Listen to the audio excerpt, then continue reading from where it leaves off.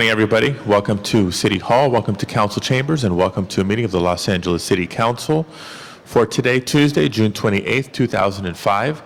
The City Council meets every Tuesday, Wednesday, and Friday at 10 a.m. Meetings are open to the public, and we do invite you to join us. For members of the public unable to attend council meetings, we can be viewed live on your cable station, Channel 35. We can also be viewed live via webcast from the city's homepage or heard via council phone. Madam Clerk, would you please call the roll?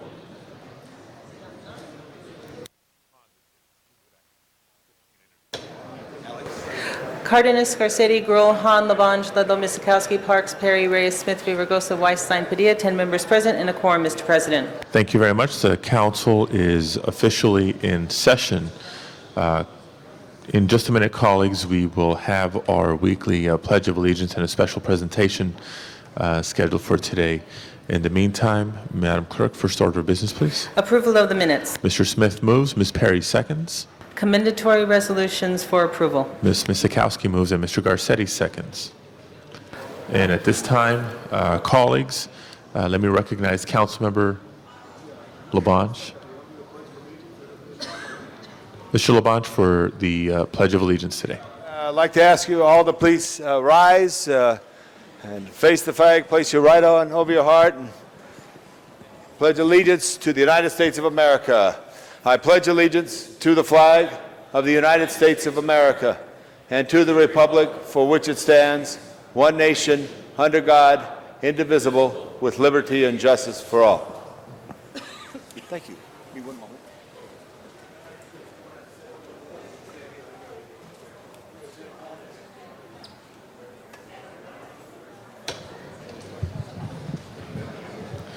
Okay, I'm waiting for a cue from Mr. Labange to let us know when we're ready for a presentation.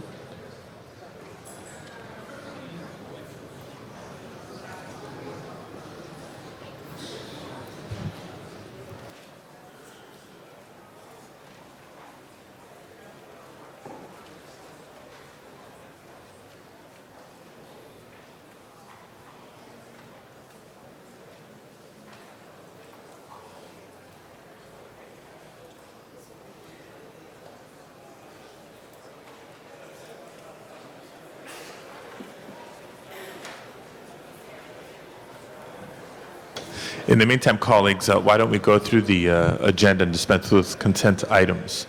Madam Clerk, first item, please. The first item, Mr. President, is an item notice for public hearing. It's a street vacation in Council District 11, and if there are no protests, the council should instruct the city engineer to proceed. Okay, colleagues, I do not have requests from members of the public to address the council on item number 1. Public hearing is open and closed. Any desire to call this item special? Seeing none, let's open the roll, close the roll, and tabulate the vote. 10 ayes. That is approved.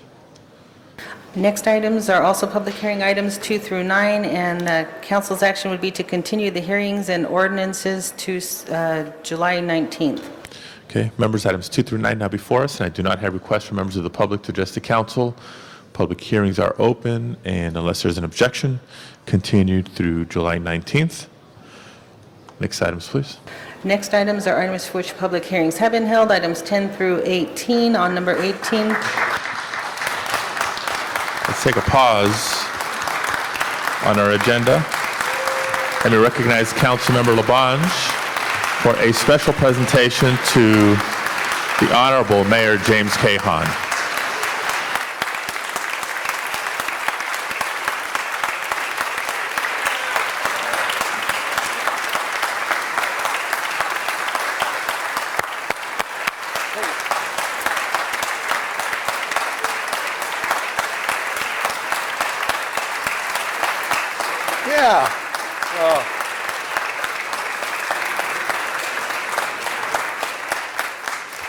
Mr. President, members of the council, today's the day we're going to honor a man who served this city for 24 years and has been a special member of the city family for all that time.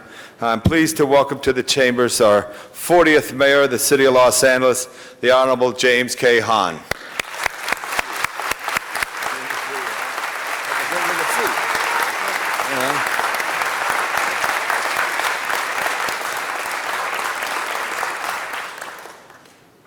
when we get together in life and run for office and serve the public and serve it well, and then you serve it for 24 years, that's a great honor, and you've held that honor high. When you do something that no one else is ever going to do in the history of this city, no one's ever going to be elected city controller and city attorney and mayor. Now, the city controller may try to run for mayor in the future, but I don't think she's an attorney. So I just want to set that for the history. She could always go to law school, is right.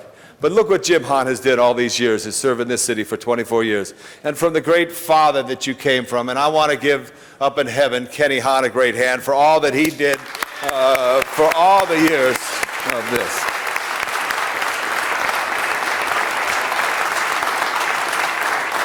And members, you know I'm a little bit of a history guy, and when history looks at James K. Hahn, when the likes of Kevin Starr or DJ Waddy or Steve Airy look at James Hahn, they will say what very important things that he did.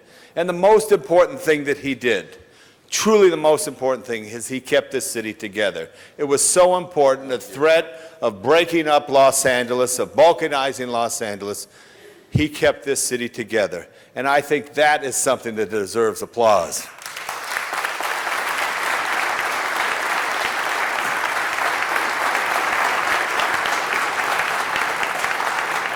And as we all know, the public safety aspect of things, and for those who've been around a long time, the highs and lows of our challenges in policing, Jim Hahn brought an administrator to Los Angeles who has effectively changed the Los Angeles Police Department, has made it accountable, had made it work, have improved the quality of service to the people of Los Angeles, and that is a very important factor and a salute that I give James Hahn. Many of the programs we all know about and are listed here, many of the things that Jim has done over the years are part of the process. Downtown revitalization. And yes, it is something that someone else comes before us, because someone's going to sit in our chairs. And many of us know and welcome the newly elected mayor who will take office, Antonio Villaraigosa, because you sat here and you understand what it takes. And the good work that Jim did, you're going to work harder and raise it. And the good work that Richard Reardon did, work harder. And Tom Bradley and Sam Yorty and Polson and on and on and on, with the exception of Shaw and all that. It's the good work that others do that we build off. And Jim built off a lot of good work that others have done. And we see the transformation downtown and what goes on downtown. I'd like to salute his staff and ask them all who are here to be raised and recognized for the help that you've given the mayor over the years.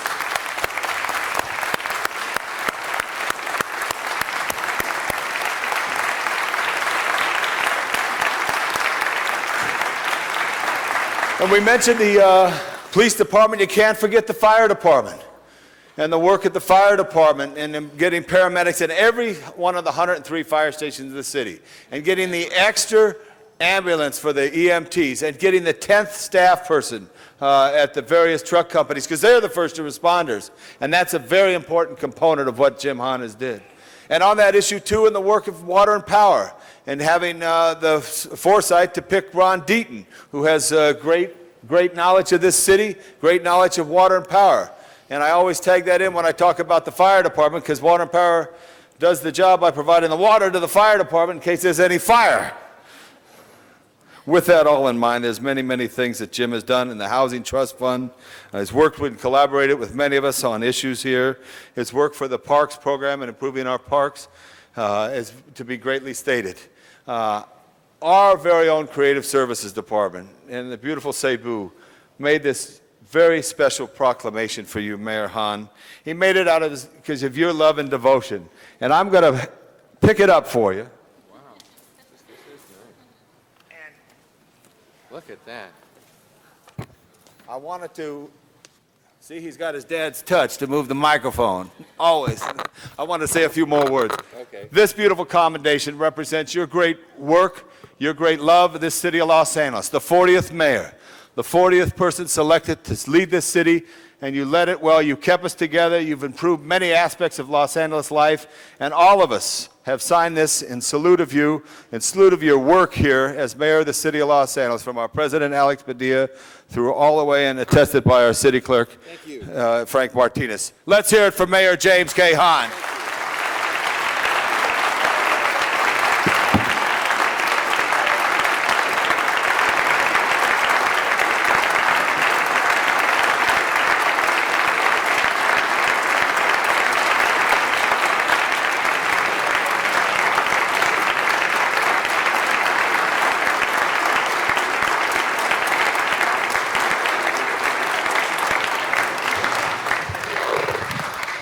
That is Before, a beautiful, beautiful Mr. Mayor. commendation. Cebu did a great job there. Mr. Mayor, I'm sorry to do this to you, but we have a few council members who also want to say a few words, I figured that would happen. beginning with Ms. Misikowski. Thank you, Mr. President. Jim, it's really been an amazing 24 years, and I have shared some of that with you and some of the various walks of life that you are. And there's no question, as Tom said, we are a city today because of you. And when I first was elected in '97, way back then, I mean, secession was already at the core. You couldn't go into a debate without hearing secession. Obviously, it went forward for 4 and 5 years later, but it took an important leadership at the helm to know what was coming, to work with our staffs, to work at LAFCO, and then to go out and, most importantly, work with our public and say we are really stronger together. And we can't underscore enough. I mean, we sort of look at it as history now. It's behind us. But we are a city today because of you, and that can't be emphasized enough. I do want to emphasize another thing that I think is important today in terms of part of your leadership back when you were in the city attorney's office. And we have awareness and celebrate every day, every year, the Domestic Violence Month. And you in the city attorney's office recognized that it wasn't just enough to prosecute some of these folks who were committing domestic violence, but you realized that that was important, because far too often police would go to a domestic dispute and just say, oh, it's a domestic dispute. We're not going to get involved. We're going to let that be. And letting that be often led to ultimate tragedy. But because of the city attorney's office and the domestic violence unit that you set up in terms of prosecution, and then realized that it needed to be cross-collaborated. We needed to train police officers. We needed to train interveners who could go in and help, in most cases, the women and the children who were being victims of abuse.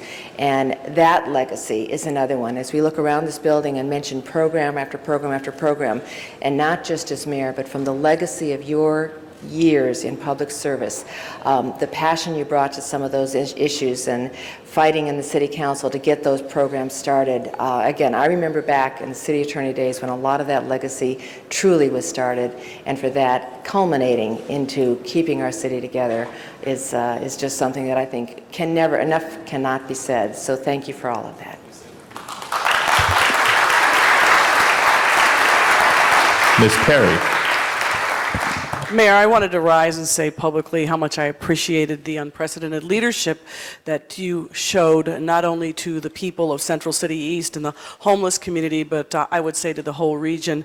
Your standard of leadership on the issue of homelessness has been unprecedented, and I've been here, like Cindy, for a while, since 1990, and was able to see the practices before 1990 and in some earlier mayors.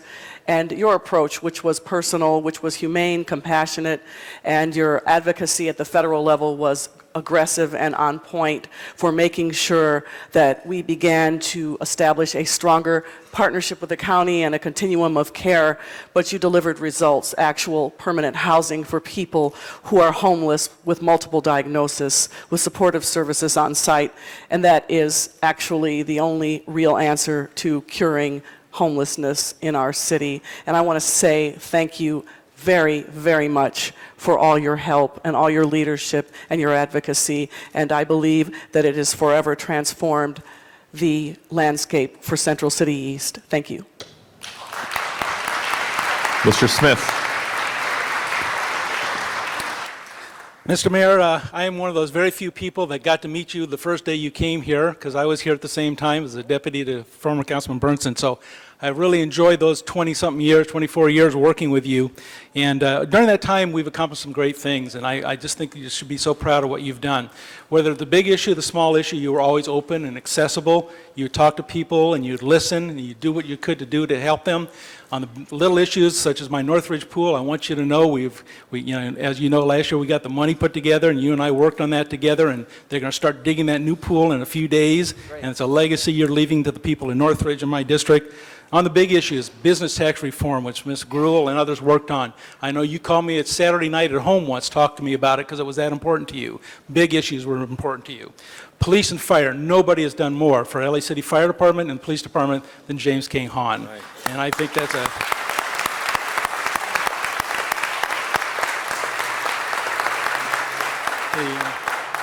the people of this city are safer than they've ever been because of what you've accomplished in these past 4 years, and congratulations to you.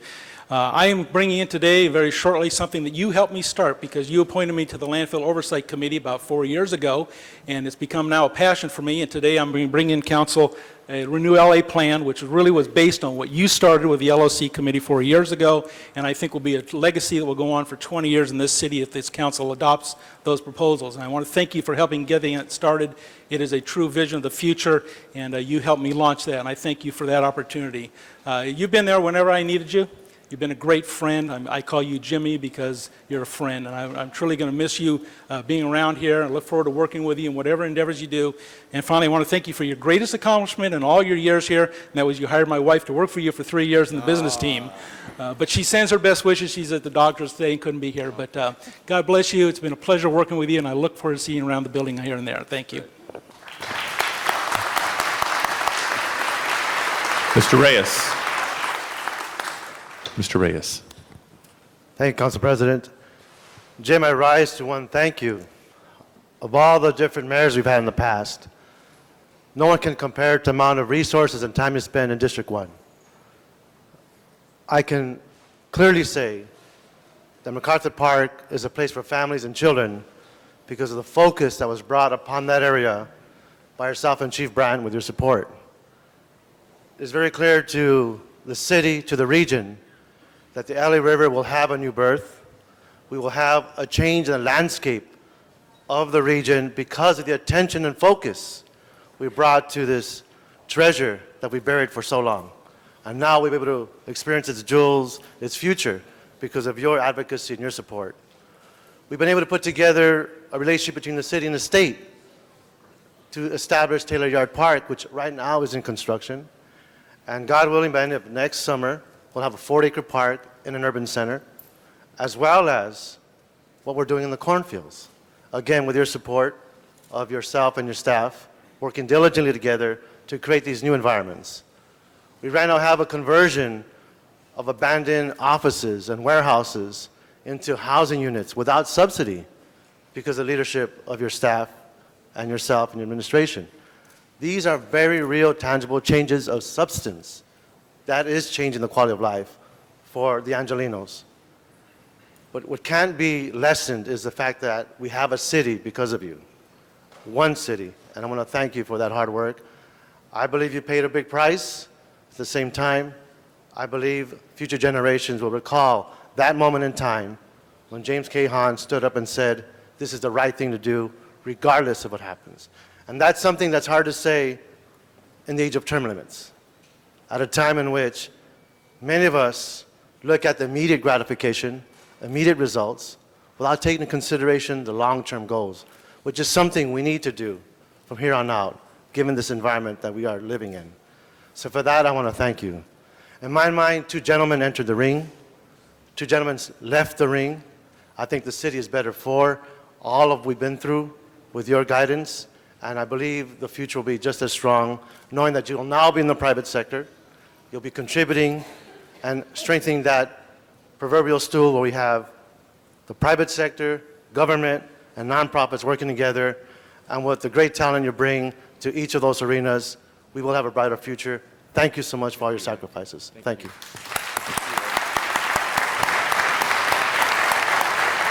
Mr. Garcetti.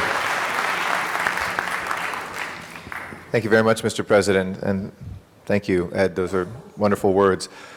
I know you're a modest man, so you probably hate us all standing up and saying these things about you, and it's one of the things that's defined you and is, to me, defined your integrity, is that you are not in this for the accolades, but you deserve them after 24 years, and I hope that you can hear them and enjoy them and let them sink in, because they're ones that you have toiled many, many days for with so many others. And I know also, because you're a modest man, you know that you haven't done them yourself, that you have had an incredible staff, and you've had people around this horseshoe, around the community, around the city who have been a part of it. But a part of about leadership is learning how to follow as much as it is about leading. And I think you have listened to the voices of Los Angeles. You listen to the communities of Los Angeles. I've seen that in a very direct and personal way in the communities that I represent, and I want to thank you for that. You leave behind a city that is safer than it was 4 years ago. You leave behind a city that is stronger and more unified than it was 4 years ago. And you leave behind a city that's fiscally stronger than it was 4 years ago. I think we're not out of the hole yet, but you really steered this ship during some of the rockiest fiscal waters that we've faced in a long time, especially with the way the state continued to treat the cities. And having closed that also will be one of your legacies, that cities can stand stronger, not just here in Los Angeles, but throughout the state. You've also brought government closer to people. The complaints in the Valley and Hollywood and San Pedro and other places were not unique. They were universal throughout the city. You always said that. And making sure that something like 311 was pushed through, and that Teamwork LA happened, and that Eyes on the Neighborhood and working with members of this council do those sorts of projects. You can feel out there that people do understand that government is a force for good now. It isn't something that has to be maligned, which for a generation it has been. And thank you for giving that faith back to so many people. Thank you for being loyal to Hollywood. And I know it was always close to your heart. And that turnaround of Hollywood with Tom LeBon's, Jack Weiss, portion of it, you've just been an amazing piece of bringing back that calling card to the world. That's what defines Los Angeles. And when I traveled with you abroad, we could say with pride, we could speak with pride about Hollywood again when a president of a foreign country asked us, how's the city doing? I've seen a side of you that I didn't know 4 years ago, a private side of you that I've seen over a plate of sushi in Tokyo, over a meeting with President Vicente Fox in Los Pinos in Mexico City, a side to me that really defined what integrity is about. Your diplomacy skills, we used to joke, your staff and I, that you would make a great diplomat, and then maybe one day that'll be one of the things that you do, because in those settings you've done an extraordinary job, especially that guy in the Shanghai airport, or no, Beijing airport. Sorry. But I just want to say in closing that this city lives and breathes your accomplishment. This building lives and breathes your accomplishments for 24 years. And every time you return here and you walk through the city, that inhaling and exhaling of the accomplishments of bringing this city together and strengthening it will be something we're always grateful for. Thank you. Thank you. Ms. Gruhl.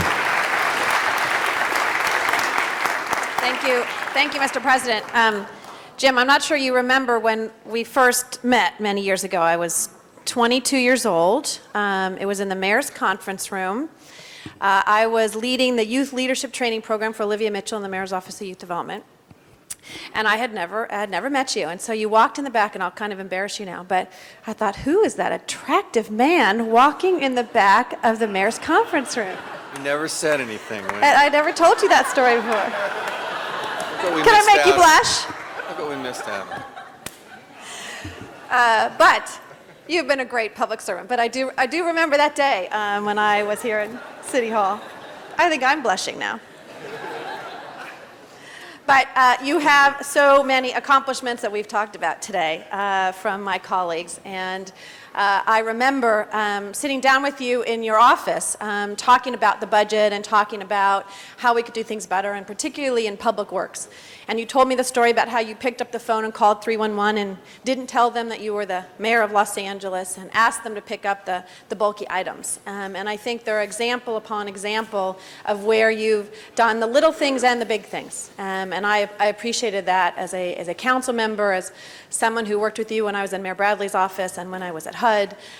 You really have always demonstrated your commitment to the city and your I guess, giving up a lot sometimes to be an elected official. And all of us in this room know how difficult it is sometimes with that balance of family. And your family, both Janice and your father and mother, have given so much to the city and to the county of Los Angeles. But when you look at our districts and you look at my district, I have 3 libraries that were redone. We're going to be opening up a new fire station in Sun Valley, the Sunland Tujunga Municipal Building, the Housing Trust Fund. There are a variety of things that you've accomplished in the city, and you are going to be acknowledged for years to come for that commitment in making this city a better place in which to live, and particularly in the police department. I hear almost every time I see a police officer how happy they are with the direction the police department is going in, and you have a lot to I think, take credit for those activities. So I know we are going to see you continue to be a vital part of this community and the city, and I think you said on Saturday that your sister's going to take care of all your constituent requests in San Pedro, and to make sure. But I just want to say thank you very much. You're a great friend, and I look forward to many years to come of that friendship. Thank you, Wendy. Mr. Weiss. Thank you, Mr. President. I want to echo what my colleagues have said, Mr. Mayor, but I want to talk about something slightly different, which is that, as you well know, in your profession, in the law, there is this concept of the revolving door, of people who go into the public sector, do some public service, then go out into the private sector and earn money and support their families, and they go back and forth. And there are people who, and that's a fine thing, and there are people who choose the private sector exclusively, who choose private practice. People went to the same law school you did, who have young kids such as yourself, and you never made that choice. You chose public service as your career, and there must have been times when you realized that you could make more money, you could provide more for your family, but you have always stayed on that path of public service for a generation. At a time in Los Angeles when lawyers with your background could and did earn substantially more. And I know you have found that rewarding in many respects, but I really hope that you will stand as an example to young attorneys throughout this city to do what you did, to enter the public sector and dedicate themselves and dedicate their all to public service. And I'm sure you have been an inspiration. I'm sure there have been young attorneys that you've hired throughout the years who've told you just that. And I hope that at this moment in Los Angeles, when people are focused so much on getting ahead and earning more and making more, that you stand as an example to people of just how much value a person can gain in a spiritual coin of serving the public. I know you've done that for me, and I hope you do that for attorneys throughout this city. Congratulations, Mr. Mayor. Thank you.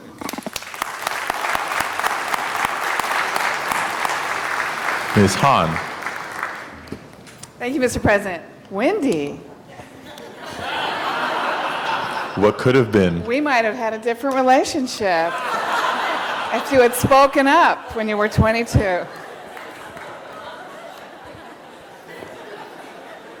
She's too young for me.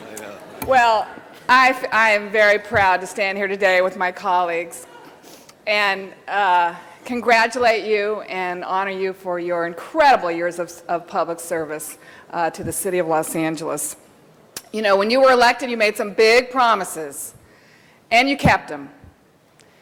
You promised to keep the city together, and we did. And as you recall, 4 years ago when we got elected, I mean, there were parts of this city that were so unhappy, that were so angry, that were so miserable that they literally wanted to leave the city of Los Angeles to become their own cities. Where we live was one of those cities. And so we not only defeated it on the ballot, But I really think we defeated it in people's hearts, because I don't hear that anymore. I don't hear people in this city talking about breaking away. Certainly San Pedro and Wilmington do not talk about that anymore. They talk about a new day. They talk about the things that have changed. They talk about how city government is more responsive. And I think that's really what's important, is the hearts of the people of Los Angeles have changed as a result of your leadership. You talked about bringing crime down, and you did. You talked about making the city more responsive, and we have Teamwork LA was born.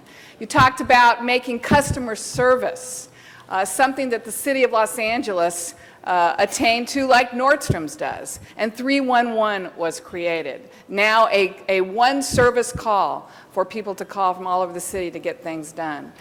You talked about bringing government closer to the people.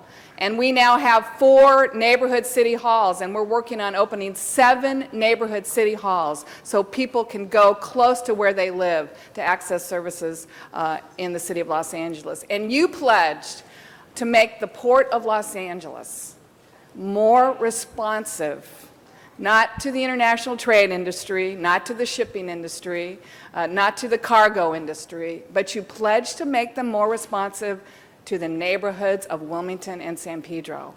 And when I think about the 100-year war that was waged between the communities of Wilmington and San Pedro and the Port of Los Angeles, with nothing in sight to think that that would change, you appointed a harbor commission, 3 of whom live locally in the harbor area. Never before has that ever been done, and that changed forever the course of the Port of Los Angeles. Yes, it is the economic engine of this region, but you said, let's not choke on that economic engine. We can have an economic engine, but we can have clean air. And you were the mayor, the first time in the history, who finally laid down the gauntlet and said, no more net increase in pollution at this port. It's going to triple. The growth of that port will triple in 20 years, and yet you had the courage, you had the bravery, you had the guts to say, we can grow, but let's not continue to pollute the air. Let's not continue to have premature deaths in the harbor area as a result of that. Your no net increase task force came back last week with 63 recommendations on how we might achieve that. You had the railroads, you had the shipping industry, you had AQMD, you had labor, you had terminal operators, you had everyone in a room together saying, let's work together to do this. I want to see that we, City Council, that we don't let that die, and that we take that up here and make sure that those recommendations are implemented for the future health of not only the harbor area, but the residents of Los Angeles. You know, I've known only one other man that was as dedicated to serving the public as you, and that was our dad. He is so proud of you. Mom is so proud of you. I'm so proud of you. Stop. I know, stop now. I've always looked up to you, and it wasn't because of your height. You are truly a public servant, and someone who I will continue to model. Who will forget Richard Worth's great song, We're Gonna Win with Jim, 4 years ago? And I know that it didn't make the top 10, but our family knows all the words. I won't sing them now, but you know, clearly, when it's all said and done, we did win with Jim. Thanks.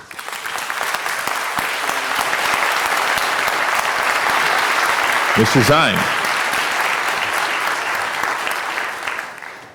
Thank you, Mr. President. Mr. Mayor, 24 years, and if you look around this room, these chambers, standing room only, acknowledging, respecting you for your 24 years of service. I know that the neighborhood councils wouldn't be what they are today if it wasn't for your involvement, participation, as you've heard, the police department and the transition that's taken place to bring back vitality in public safety. I remember a few years ago I was in Hawaii, and you were there and Janice was there. Your children were there with you, enjoying that relaxing time. Not many people have been able to see you in Speedos, but I was able to see you in Speedos there in Hawaii. It was good. It was good. But Dennis. He looked, I mean, Wendy Gruhl didn't see him in Speedos, and I was able to see that. Enough. And it just happened that we were on the same island on a vacation at the same time. Did he want to date you, though? Dennis, I I just hope remember they our didn't meeting see that you we in had. Speedos. It's going downhill. We had a lovely time in Hawaii, and I remember a time, well, not like that, but it was good. Am I digging Stop. good, Janice? Am I digging it good? But all the efforts, all the activities. I remember when the lights went out in Winnetka, and you were out there passing out lanterns to the people in Winnetka, knocking on doors. And they were so surprised to see the mayor going out there passing out lanterns because that community, the power went out. Something happened with the transformer. But the activities that you've done, and one thing that I also want to acknowledge, and I know there's a new controversy brewing about Amundsen once again, but your strength and your support and your vigilance on maintaining Amundsen as a park so it didn't turn into a development. I read this morning's paper, and now they want to put a fire road in Amundsen Ranch, but your activity in that was instrumental in maintaining that community, maintaining the tranquility, not like Griffith Park where it's already there. We want to maintain Amundsen, and you were there for the community. I'll never forget the activities that took place with Chuck Wemmer and all those fine people that were there fighting to have that happen. 24 years, all those activities, all that dedication, all that love for the city. And I know your heart and soul rests with the city. And God bless you. I know there's a bright future ahead. In 4 years, the rest of us will be here saying goodbye to the city of Los Angeles as term limits takes us out. But I want to acknowledge all the wonderful work you've done. And again, the room that we see, standing room only, here honoring and recognizing you for your wonderful accomplishments as the mayor of the greatest city in America. God bless you, Jim. Thank you, Dennis. Thank you. Thank you, Mr. Zine. I think. I wanted to add my words as well. 24 years of public service in an era now where we have term limits all around us at the state level, at the local level, at the county, all but Congress. It's not going to be too common going forward to find people who are, as Mr. Weiss said, willing to commit their career, their life to public service. And we have before us someone who has done so and has done so greatly. To share some of the personal experiences, Jim, that drew me to truly admire you and enjoy working with you. The things that you did, not just for my district, but for the city in the arena of gang injunctions and exercising the law to be more proactive in attacking the root of crime in too many neighborhoods and the difference that we've seen after implementing gang injunctions. I enjoyed working with you on the tobacco issues that we started 4 years ago to reduce the illegal sales of tobacco in our city, which lead to other crimes, but more importantly, damage the lives of our kids, the future of our city.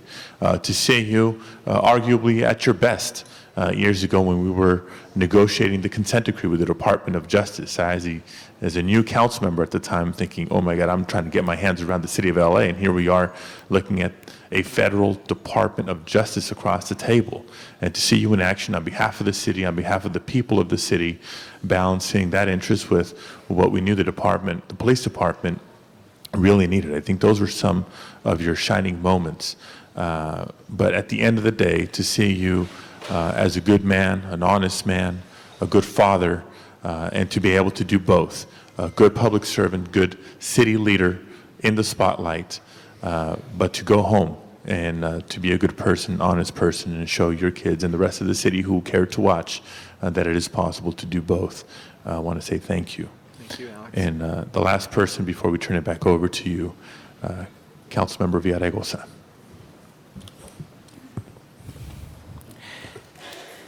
Mr. President, I rise to honor a good man. I once was asked, I think it was 4 years ago, Jim, I was asked, what do you think about being in this runoff with Jim Hahn? And I remember that the question was asked by Rick Orloff, and I looked at him and I said, I'm honored to be in a race with a man who comes from a long line of public servants. A man whose father and his uncle, his sister, his mother, and his entire family have given so much to this great city. A man who was born here, who loves this city in a way that few do. When I said that, I meant it, and I mean it today. Oftentimes, in a race, like in a fight between gladiators, we're forced to engage in a way that we don't normally want to, but things are as they are. I could tell you that after 2 races where you and I have been locked in battle, what was very different for me was that in every election that you had been in, I had voted for you. In the elections where I was an elected leader and had an opportunity to endorse you, I did. I did because of the record that my colleagues and your staff and most of the people of the city know about. A man of integrity, a man of commitment to this city and to the ideals of public service, a man who first and foremost is someone who believes that he has to give back. When I was asked a few months ago, what positive thing could I say about you, I said, you know, he's a great father. And I can tell you that that's no small thing in these days when public service requires so much of us. I've seen you struggle as a father of 2 kids, as a single dad, carrying the burdens of being mayor of a great city like this. I've marveled, frankly, at your ability to do that. I've talked with my family about how someone can lead a city and be a father and at the same time. In many ways, you and I have a lot in common. We also have our differences. But I'll tell you something. I was honored to have been in 2 big battles with you as we discussed, you know, our visions for the city. In many ways, they weren't very different, which the media talked a lot about. We both love this city, and I can tell you that I have big shoes to fill. No one, in all likelihood, in the era of term limits, will have the honor of serving for 24 years at a citywide level in the way that you have. Very few of us will be able to give as much back to this great city as you have. I humbly take this new position knowing that I have big shoes to fill. I'm honored to have been in those battles, and I know, as I said, that you're a good man. Thank you.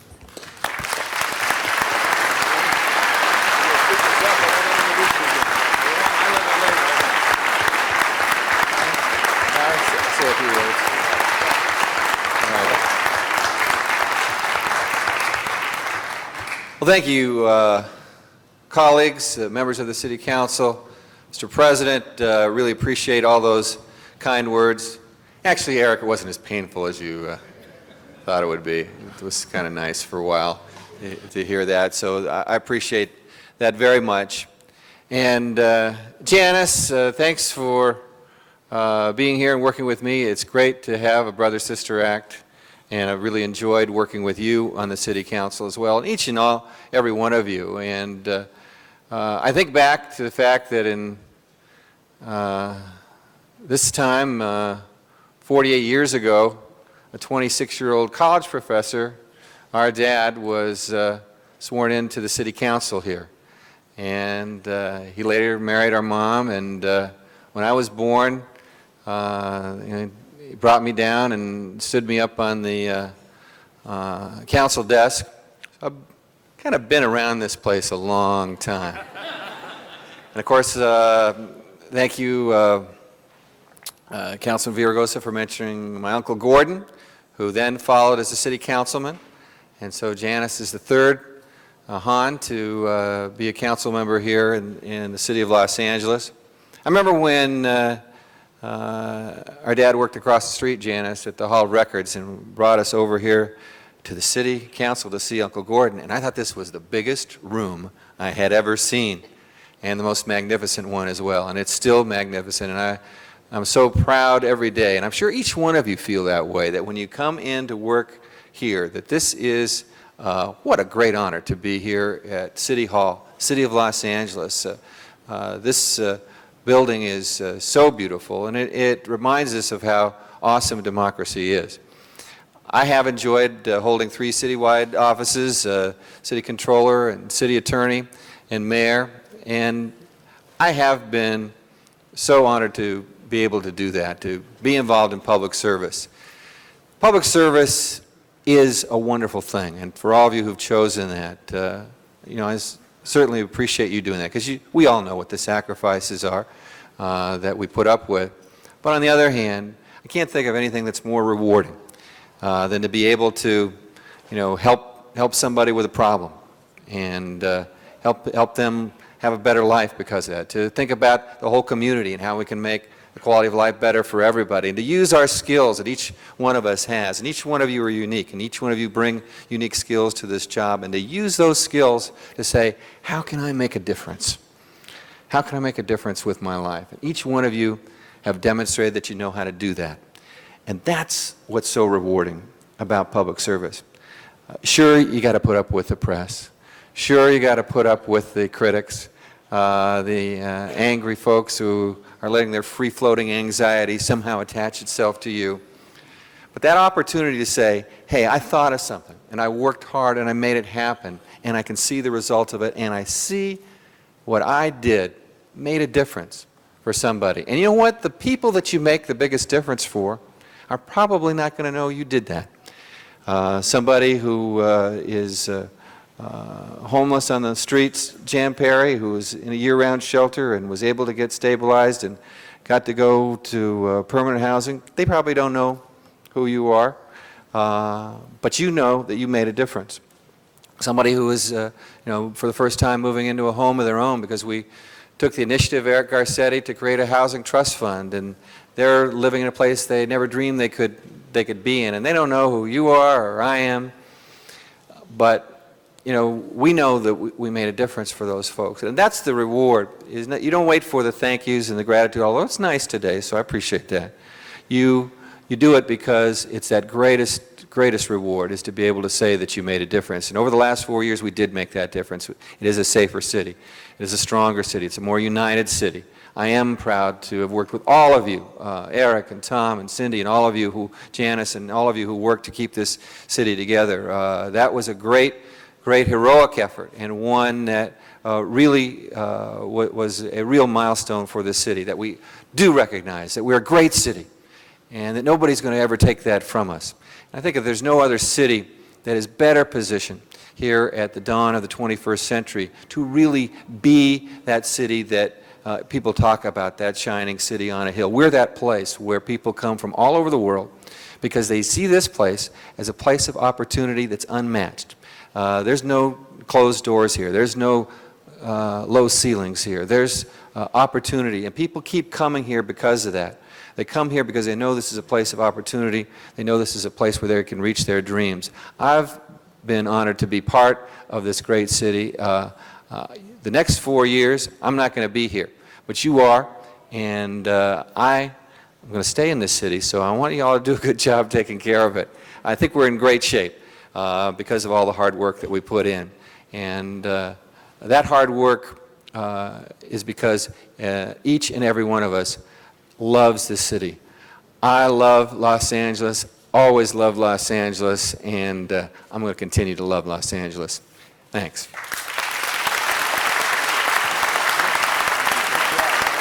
Take a group shot. Take a group shot with everybody.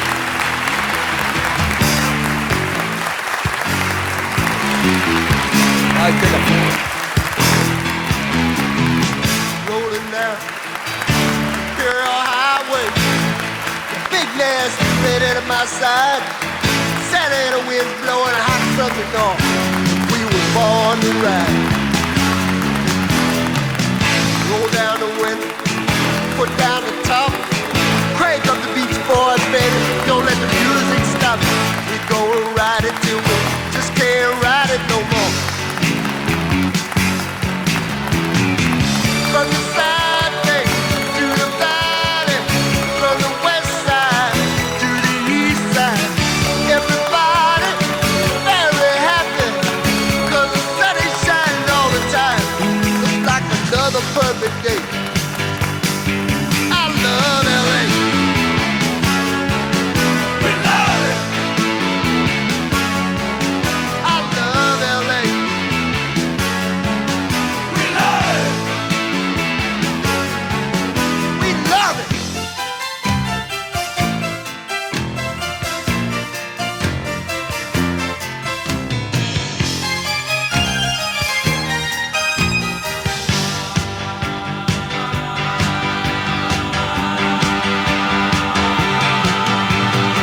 Look at that mountain. Look at those trees. Look at that bum over there, man. He's down on his knees. Look at these women. Ain't nothing like them nowhere. Century Boulevard. We love it. Victory Boulevard. We love it. Santa Monica Boulevard. We love it. Sixth Street. We love it. We love it. We love LA.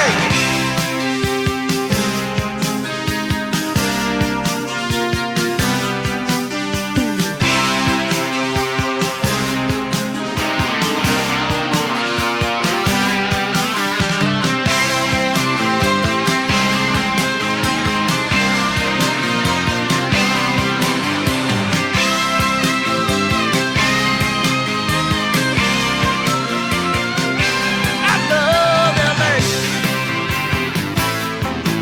We love it. I love LA. We love it. I love LA. We love it.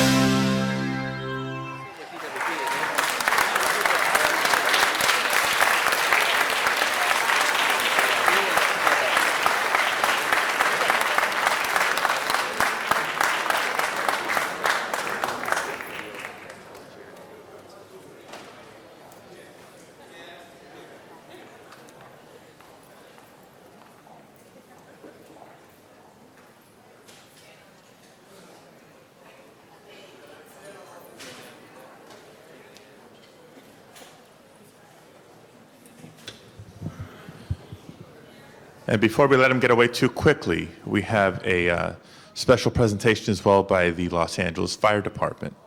If we can ask the mayor to return to the podium.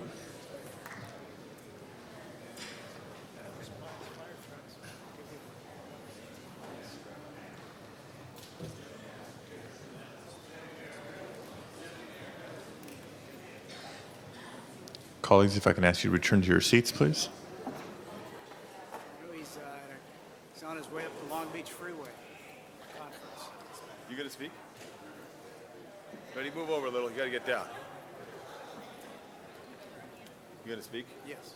Let me get Jim over here. Deputy Chief Mario Rueda.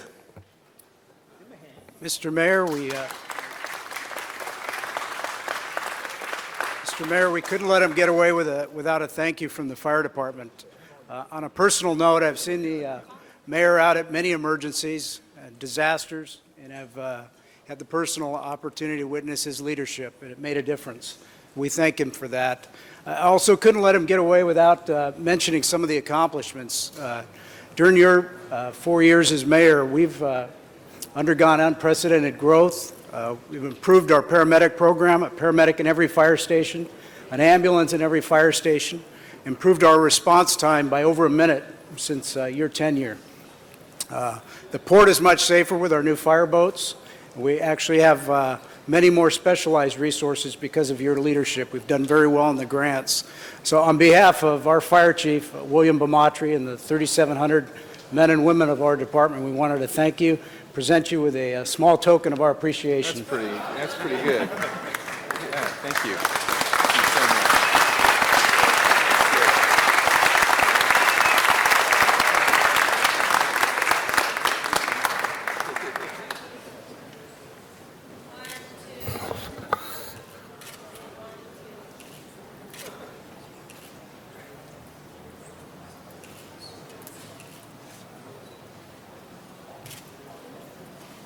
Thank you. This is great. Thank you very much. You have a spare wall? Wow, you have to put this one on the studs, huh? Wow, this is heavy. Okay. Yeah. I forgot where we're going. Thank you. Thank you. Thank you.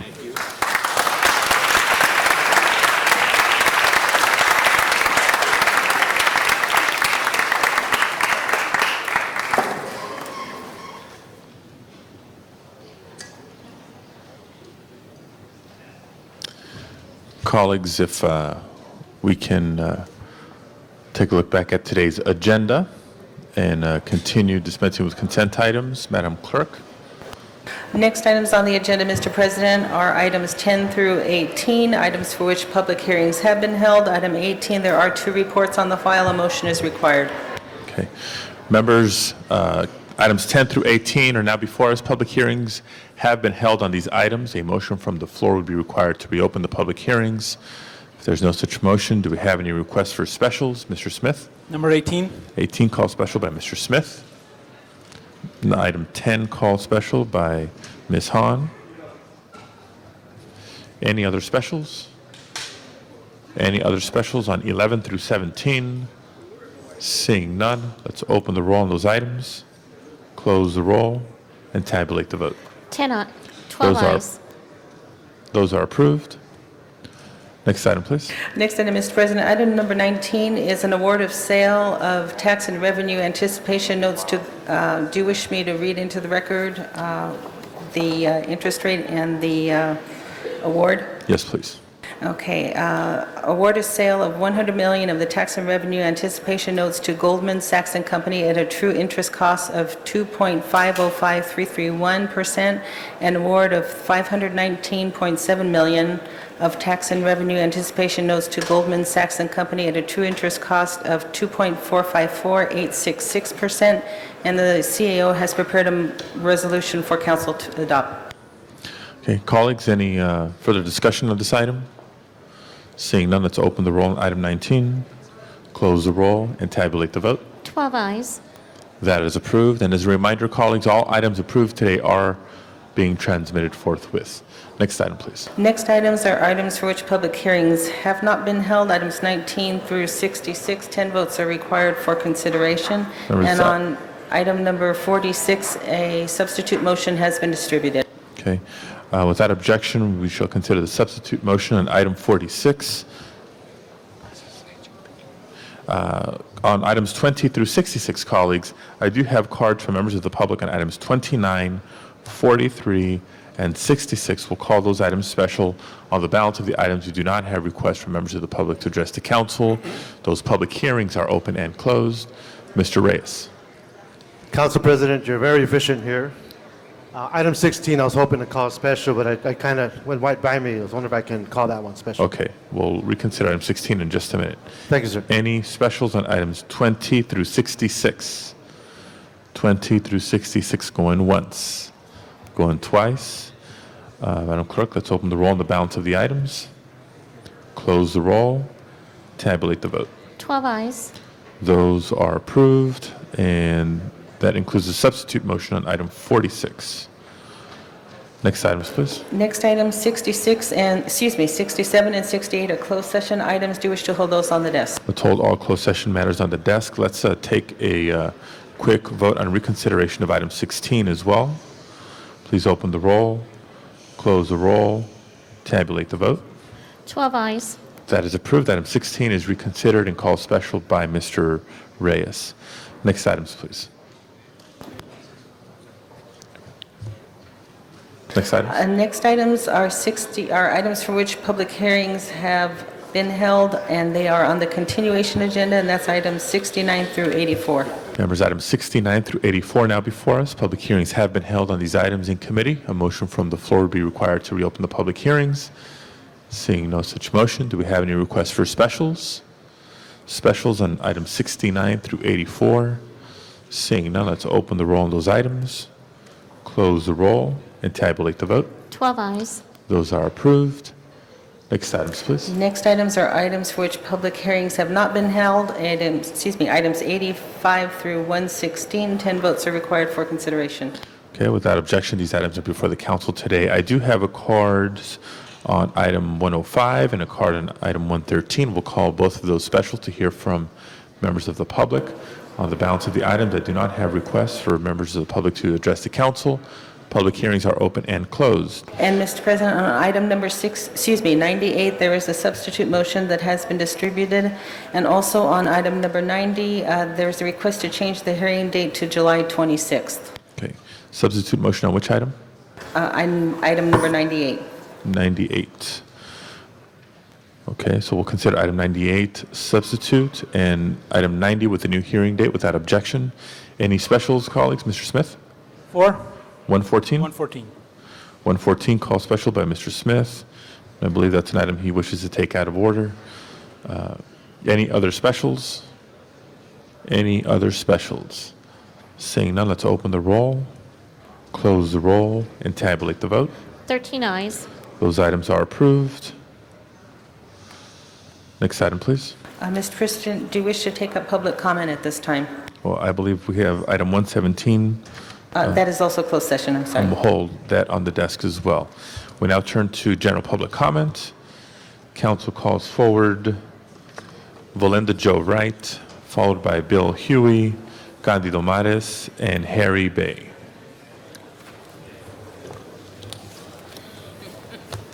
Hello. Ideology aside, we Angelenos are like-minded in our hope for a safer community.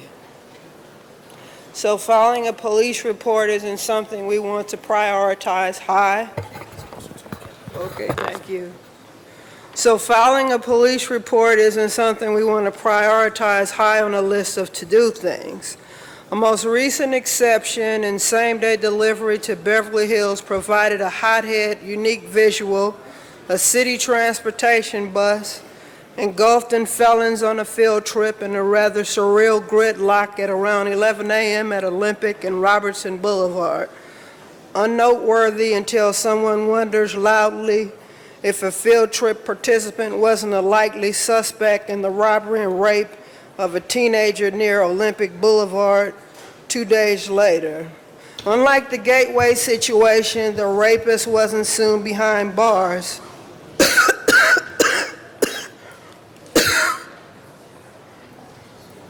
But like Jesse, I'm keeping hope alive.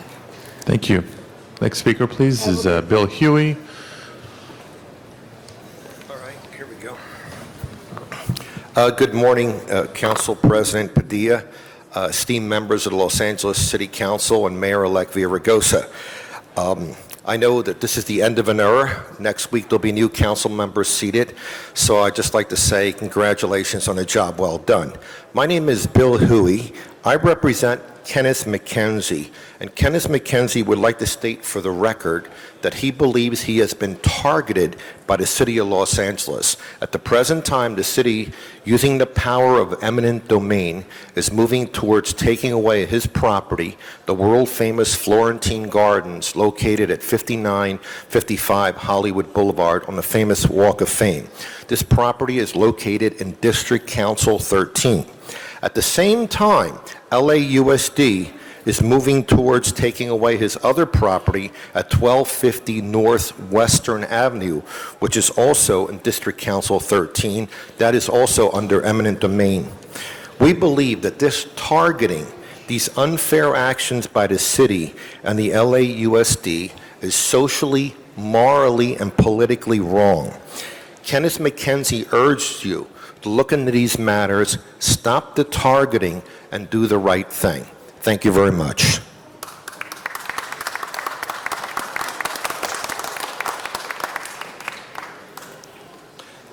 Thank you. To God be all the praise, all the honor, and all the glory. Amen. My name is Harry Bay. I'm the director of Project Gangs in Los Angeles County for almost 40 years. I'm a gang interventionist, gang intervention and prevention. And I'm here to not only thank the members of the City Council for thanking our mayor, but to give thanks to Jim Hahn. Many of you don't know this, but for all over the years, Jim Hahn has always said I had a strong personality, but he's always stood by young boys and girls, at-risk youth, told them to stay in school, stay out of gangs. He's encouraged girls who were raped, and I just want to thank him, not only as mayor of the city, but as a friend. He really is truly a remarkable man, and from the bottom of my heart, I will sorely miss him. And I'd like to thank the new mayor for his humble words for what he said about our great mayor, Jim Hahn. I was one of his adversaries, and I was very humbled to hear him say that. And once again, Jim Hahn, you will always be a winner wherever you go, whatever you do. Keep the faith, and God bless you and your family always. Candido Mares. Good morning, council members. I was going to submit some tapes, but I will hold that up for another time. I was so impressed with what happened today with our Mayor Hahn leaving and our new mayor coming on Friday. But Mr. Reyes, you said it the most salient. You said 2 champions went into the ring, 2 left the ring. That is the greatest part about living in this city. In this city, anybody can become mayor. Anybody has an opportunity. We don't have ceilings in this city. Everybody has a right to become whatever they can. Thank you very much. Thank you, Mr. Mares. This concludes general public comment for today's meeting. Madam Clerk, next item, please. Next item, Mr. President, item number 10 was called special by Councilmember Hahn. Ms. Hahn, item number 10. Thank you, Mr. President. Colleagues, last week, when this operating agreement that DWP submitted to the council was before us, I voted no on it and the ordinance that approved it, because I felt that we as a council were giving too much away as far as giving DWP blanket approval to enter into operation and maintenance agreements for all future acquisitions of gas reserves. There is no time limit, no defined terms, and nothing that would require DWP to come back to the City Council for approval. Also before us is a purchase agreement for gas reserves in Wyoming. And this is the first time in its history that DWP will own gas reserves. This is a risky venture, considering that the city is banking on the price of natural gas going up. If the price of natural gas goes down significantly, we'll be stuck with higher price of gas because we'll own the gas field. And I think we as a council should be aware that this is what the Board of Water and Power has approved and what it is before us today to approve. We're venturing into a gamble. If it pays off, the ratepayers win. If it doesn't pay off, the ratepayers lose. And I think we have a fiduciary duty to the ratepayers in the city to give as much scrutiny to future contracts as we are allowed to do in the city charter. I will vote for this today, but what I'm asking for is that the city attorney draft an alternative ordinance that would ensure that the city council would review the future gas acquisitions for all the future contracts. I think that's the least we can do to uphold our duty to the ratepayers. Thank you very much, Ms. Hahn. Ms. Mizikowski. I agree, and I think that we've got 2 things going. I think we've got a very, very good opportunity and a very good effort by DWP to make this investment as part of the contract. But I think Ms. Hahn is right. We shouldn't just sign it away now and say that forever the Water and Power Commission, as they renew contracts or not renew contracts, as they exercise other options, should do that without bringing it back. We are in a new day. We look backward and say it was the foresight of DWP in years ago who helped build up huge reserves in electric power that helped us weather the deregulation that we saw lots of other entities throughout the state scramble for because they hadn't built up a reserve. One of the best ways of building up the reserve is to look in the field of gas itself.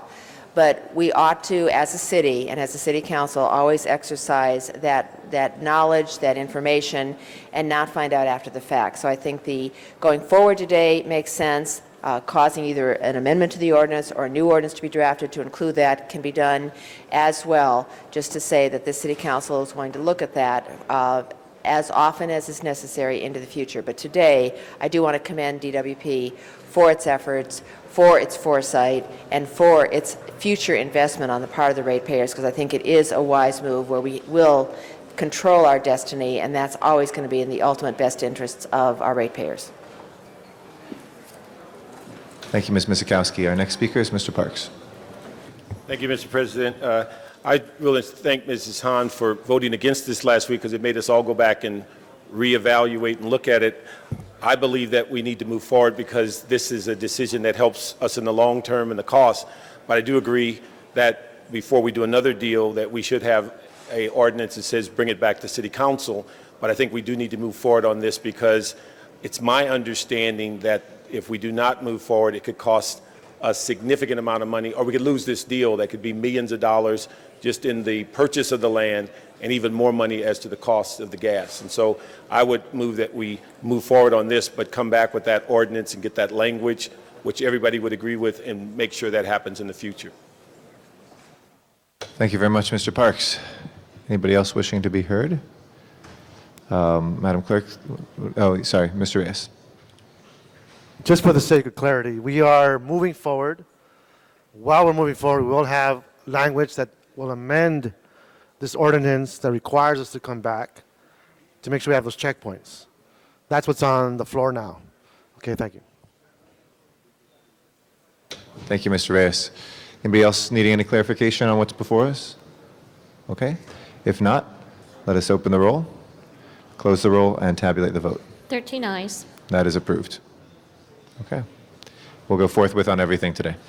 Next item, please. Next item, Mr. President, item number 55 was already adopted by council. However, there is a substitute motion that has been distributed.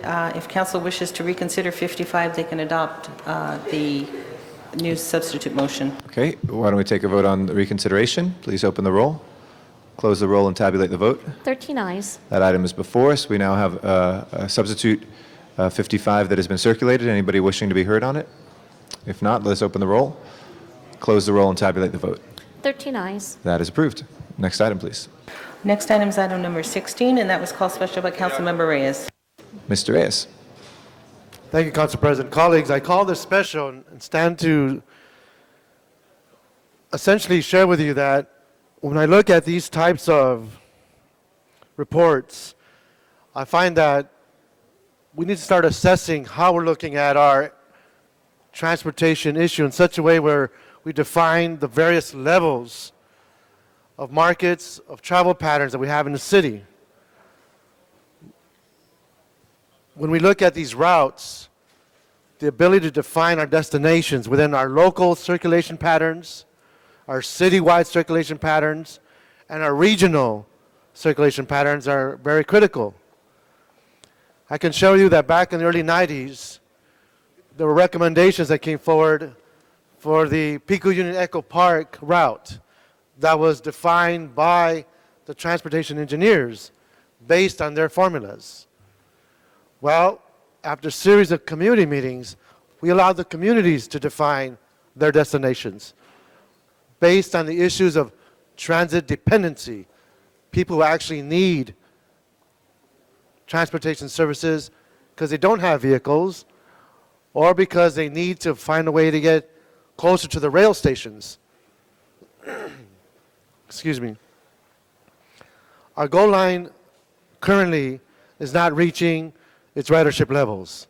We do not have adequate park and ride lots. Our only other opportunity will be to define and connect routes that can increase this ridership, which means understanding how the transit-dependent folks in the Northeast area can connect with this particular line. It's an example of where we need to be.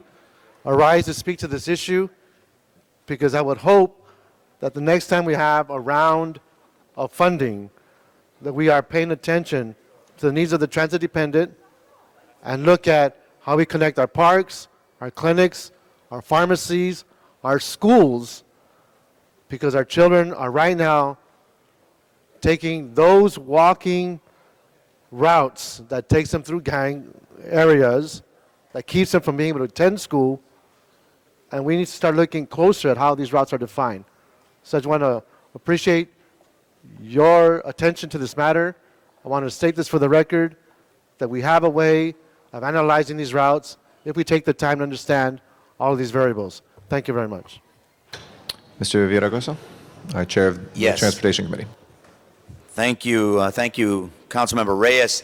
Let me say to my colleagues today and to the public that these recommendations were very important because they begin to take us away from a paradigm where we get dash routes based on who has the biggest elbows, who has the loudest voice, who has the most in terms of community support for a particular line.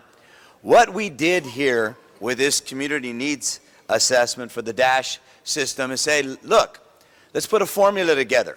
Let's identify what are important factors and variables by which to make cogent decisions that don't just reflect the needs of one community, but reflect the needs of all of the communities of the city, so that all of the people of this city feel like they're getting a fair shake, that regardless of whether or not a particular council member is strong in advocating for their cause, if they have a good reason to make the argument that they need a dash line, that will be able to do that. The other thing we wanted to do was to ensure that we were better coordinating with the Metropolitan Transit Authority, identify areas so that there isn't overlap. We wanted to ensure that the transit dependent and communities that have been, completely isolated from the rest of the city also have an opportunity to be a part of our DASH system. And while it wasn't a perfect process, I wanted to thank Council Members Smith and Labange for their hard work in kind of going through the many hearings and reports that we had on this matter. In the end, I think this is a great step forward. Nothing's perfect, make no mistake, but it's a great step forward and an improvement from what we've had in the past. I would urge your aye vote. Thank you, Mr. Villaraigosa. Mr. Labange. Thank you very much. I just wanted to thank Mr. Villaraigosa as chair, but also my colleague, Mr. Smith, on that, as we did that, and also Mr. Reyes, because I know you've been a champion for new transit through your area. And this morning when I was coming down 6th Street, I saw the 603, which runs down Lucas there, and it was almost packed. It's a little dash bus, almost packed. Instead of that grid that we've always created, this bus system, we have these dash buses that start to go. Just to want to put it out, we got to double and triple our opportunities in the future for dash. And I know, Mr. Reyes, we tried to work to and I know Mr. Davis is here, we're thinking of, on Figueroa, making sure we pull in Cypress Park. I'm getting a nod from the department. I don't need you to have to come to the microphone. Raise your hand and say you hear me. You're trying to get it all the way through to take care of that. So because many people came down from Cypress Park, and the new library and the new improvements to the park and all that work you've done there, they're trying to include that. And as well with you, Mr. Garcetti, because you fought hard for Elysian Valley and to make that. And the one thing I asked too that the department look at is connecting to the other transit hubs, be it the Gold Line, be it the Metrolink line at Glendale train station adjacent to Atwater Village, with interfaces with the B line in Glendale. These are just some things that we all talked about. Again, thank you all. Push forward. Thank you. Thank you very much, Mr. Labange and Mr. Smith and Mr. Villaraigosa. If we have no other speakers on that, let's open the roll on the item, close the roll, and tabulate the vote. 13 ayes. That item is approved. If we can hold 18 and go on to 29 next, please. Item number 29 was called special for a card from the public. Okay. This time, I'd like to invite forward Sylvia Lynn Hawkins on item number 29. Ms. Hawkins?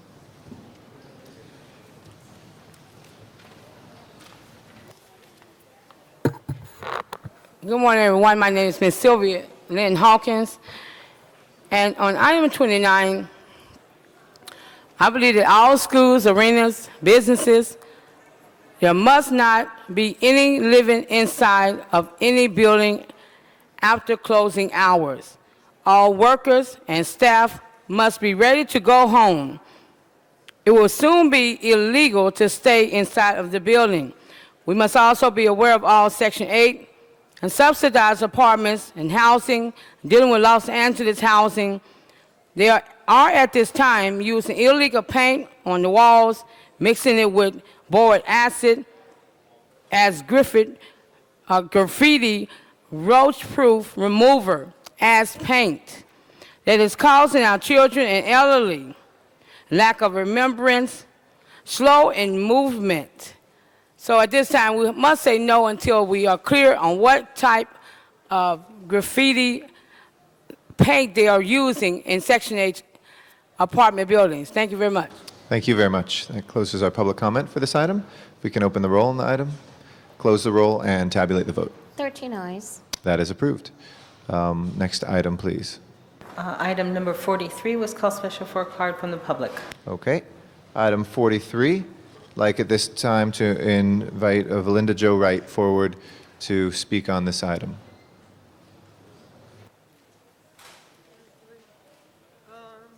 Hello, I think it's a very good idea to extend something like crime prevention or activities for teenagers and stuff during critical hours when maybe a parent is at work, you know, and they're out of school, or maybe on weekends if that's when the funds are provided for activities for kids. And that type of funding is really a good thing, you know, that's something we need to do.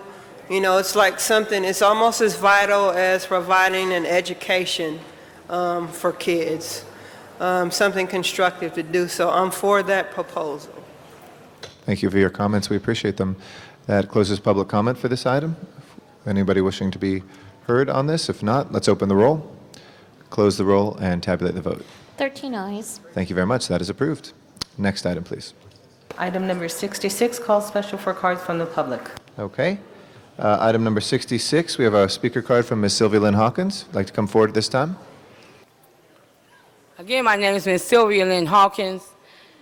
On item number 66, before passing this resolution, we must keep aware of different companies like Walgreens that is not connecting with United States of America government, that has illegally sold and gave out poison on Trojan condoms at schools and special events programs.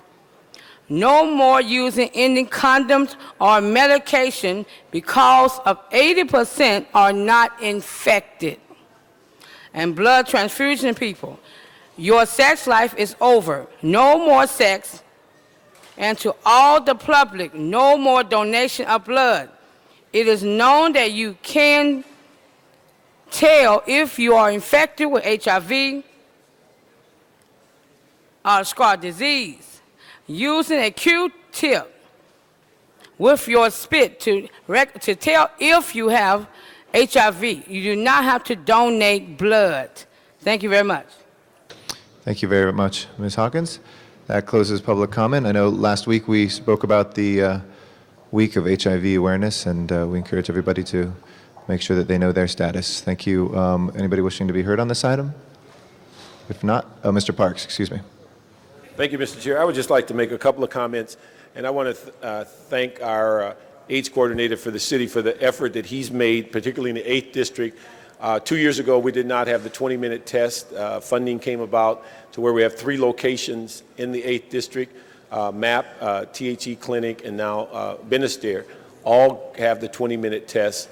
I had an opportunity to go out to MAP recently, and was walked through the whole process, actually took the test, had an opportunity to talk with some of the clients there, and it has certainly provided a service that in many instances was only viewed as being a part of other communities. I want to say thank you for what you've done. This is something that is at epidemic proportions in some of our districts, particularly amongst minority males and in the 8th district, and also for whatever reason, female minorities are at an escalating rate compared to the population.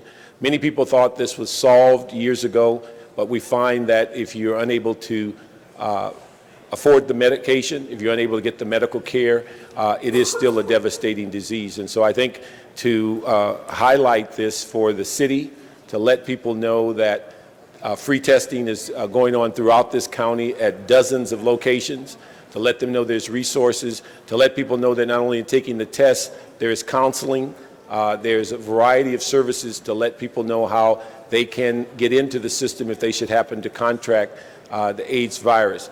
This is something that's a step forward in our minority communities. I just want to say thank you for your effort and continue to find ways in which we can highlight and educate the public in this arena. Thank you very much, We Mr. asked him to Parks. come up Yeah, and make some. please, Mr. Simon. Good morning, Steve Simon, City AIDS Coordinator. I just wanted to briefly add to Councilmember Parks' comments. First, I do have to thank Councilmember Garcetti and Parks for publicly getting tested and saying how important it is that all members of our Los Angeles community get tested for HIV. It's not a message folks have heard. They've heard to only focus on men who have sex with men, only focus on injection drug users. The City AIDS Coordinator's Office official position is that all residents of Los Angeles should get educated about HIV and they should all get tested. And so I direct folks to the city's AIDS website, www.lacityaidс.org, where all city and county testing sites are listed. I'm also making that list available to all council offices. Thank you. Thank you very much, and thank you for your leadership. All right, anybody else wishing to be heard? If not, let's open the roll on the item, close the roll, and tabulate the vote. 13 eyes. That is approved. If we can, I think, hold 67, 68 are closed session items, is that correct? That's correct. Okay, let's hold those on the table and go to 105. And that was called special for cards from the public. Okay, Sylvia Lynn Hawkins, we have item 105 before us right now. Again, my name is Ms. Sylvia Lynn Hawkins. On item number 105, this is set with the Councilman Witts and Union Rescue Mission men's and are robbing, are called robbers for them and are then placed back in the shelter. I believe no payments of reward in this department is needed. We're asking all women in Hollywood area and LA area, don't close your windows or lock yourself inside. Keep on your candles on and place a small flag of the United States of America inside of your window to protect you from warlock and witches. Also be aware of Eastside Jail, Victorville, and Eastside Jail in Memphis, Tennessee. They are building under mansions that are jail cell under, that can go from here or back to Silver Brand, now back to the east. So we have to be very cautious, again, of these places and where Janice Hine is hosting the youth under mansions where jail cells have already been built and killing at the same time. This is a true story. This is not faking. I'm just speaking. I'm not protecting no council here. If you're wrong, you're going to jail. And you know you've been caught. Now, who gonna lock us up? You're not gonna kill all our polices or our sheriffs. Please stay out of the wilderness area, and we are protecting our own animals. Nobody gonna live free in the United States of America. Thank you very much. Thank you, Ms. Hawkins. That closes public comment for this item. Anybody wishing to be heard on this? Seeing none, let's open the roll on this item, close the roll, and tabulate the vote. 13 eyes. That item is approved. Next item, please. Next item is 113, and that was call special for card from the public. Okay, we've got two cards from the public, two friends, Ann Walnum, if you'd like to come forward, and Claire Martyr Kenyon.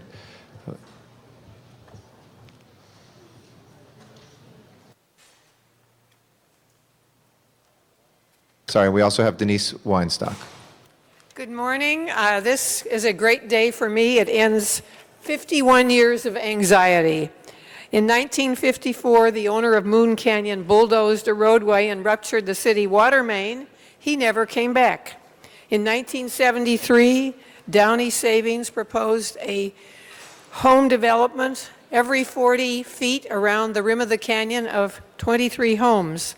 My neighbor, Assessor Kenneth Hahn, and I successfully mobilized the neighborhood on environmental concerns, the geological fragility of the slopes, the displacement of trees and wildlife.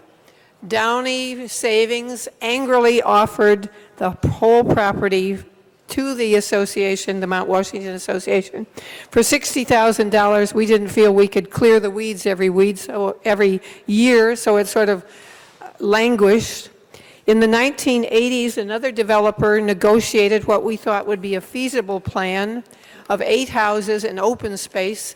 Unfortunately, economic downturn and bankruptcy kept that from happening. The plan that came up 3 years ago with Dennis Hahn wanting to replicate the 1973 plan was really frightening to those of us who are sensitive to the slope fragility of Mount Washington, which caused the Rainbow Canyon slide. Right around the corner from Moon Canyon is a property that's changed hands several times. I know some people who bought it about 20 years ago. They had a geological survey. They went down, down, down, down, down. They never hit bedrock. I really feel that geologic reports should be made available to proposed buyers of land. I want to thank Councilman Pacheco for shepherding the proposed eminent domain acquisition of Moon Canyon, so this anxiety is forever removed from our neighborhood. I also want to thank Councilman Villaraigosa for continuing the process, and I thank all of you for your yes vote. Thank you very much, Ann. Claire Martyr Kenyon.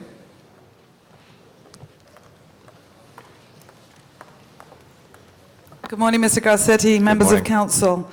Speaking on behalf of Northeast Los Angeles Open Space Coalition, my name's Claire Martyr Kenyon. You know that the Northeast is a densely populated area that's people-rich and park-poor.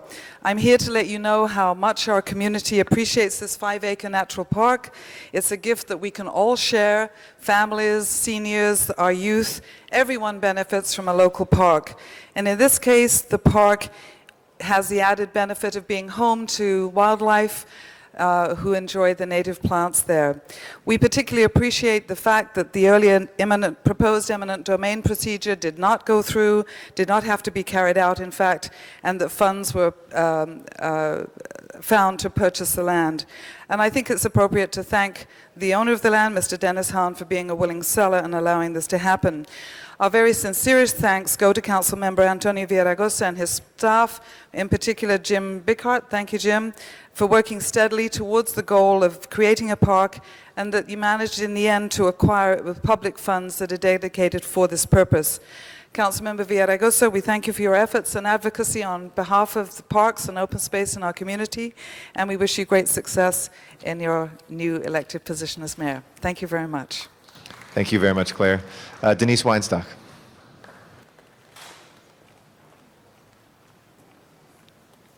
Hi, I'm Denise Weinstock. I live in Mount Washington, just down the street from you, Councilman, Mayor-elect. I want to encourage the council to vote yes on this motion. The community has wanted this space preserved for a very long time, and we're pleased to see this come to the point where we can now purchase it and have it preserved as open space. I'd like to thank Councilman Pacheco for initiating the process to preserve the space and starting the eminent domain process. And I'm pleased to see that Councilman Villaraigosa and his staff have worked very hard to acquire the project, the piece of land. At any rate, we thank you for for taking care of business here on behalf of the community, and thank you, Council, for considering the motion and voting for it. Thank you very much. I'd like to recognize at this time Mr. Villaraigosa. Yes, Mr. President, members, I urge your aye vote on this motion designating funds from the Council District 14 portion of Prop 40 funding for the Moon Canyon acquisition project at 911 North Museum Drive. You know, anybody who knows the Mount Washington area and the northeast part of the city, it's a great place to live. One of the concerns, however, in that part of the city is the lack of green space and open space in that part of the city. As was heard by one of the, by Claire Marder-Kenyon, Los Angeles is park poor, but this area has even less park space than many of the other parts of our city. And our opportunity to protect some of that open space is very important. And so along with 100+ acres at Ascot Hills, the more than 100 acres at Taylor Yard, the effort, I guess early on with Elyria Canyon, and then Heidelberg Park, and now Moon Canyon, and finally the Audubon Center. We in this councilmanic district have stood for the idea that parks should be where people are, that open space should be protected, and I'm very elated that we're finally able to access the funds necessary to purchase and make this acquisition. I also want to thank the owners of the property who are good people and wanted to develop their property, but we thought this would be a better use of the land, and we're grateful that they were willing sellers and agreed. And so I would urge your aye vote. Thank you very much, Mr. Villaraigosa, and thank you to the members of Northeast Los Angeles, having had the honor of representing Mount Washington for a couple of years. Congratulations. Let's open the roll on this, close the roll, and tabulate the vote. 13 ayes. That item is approved.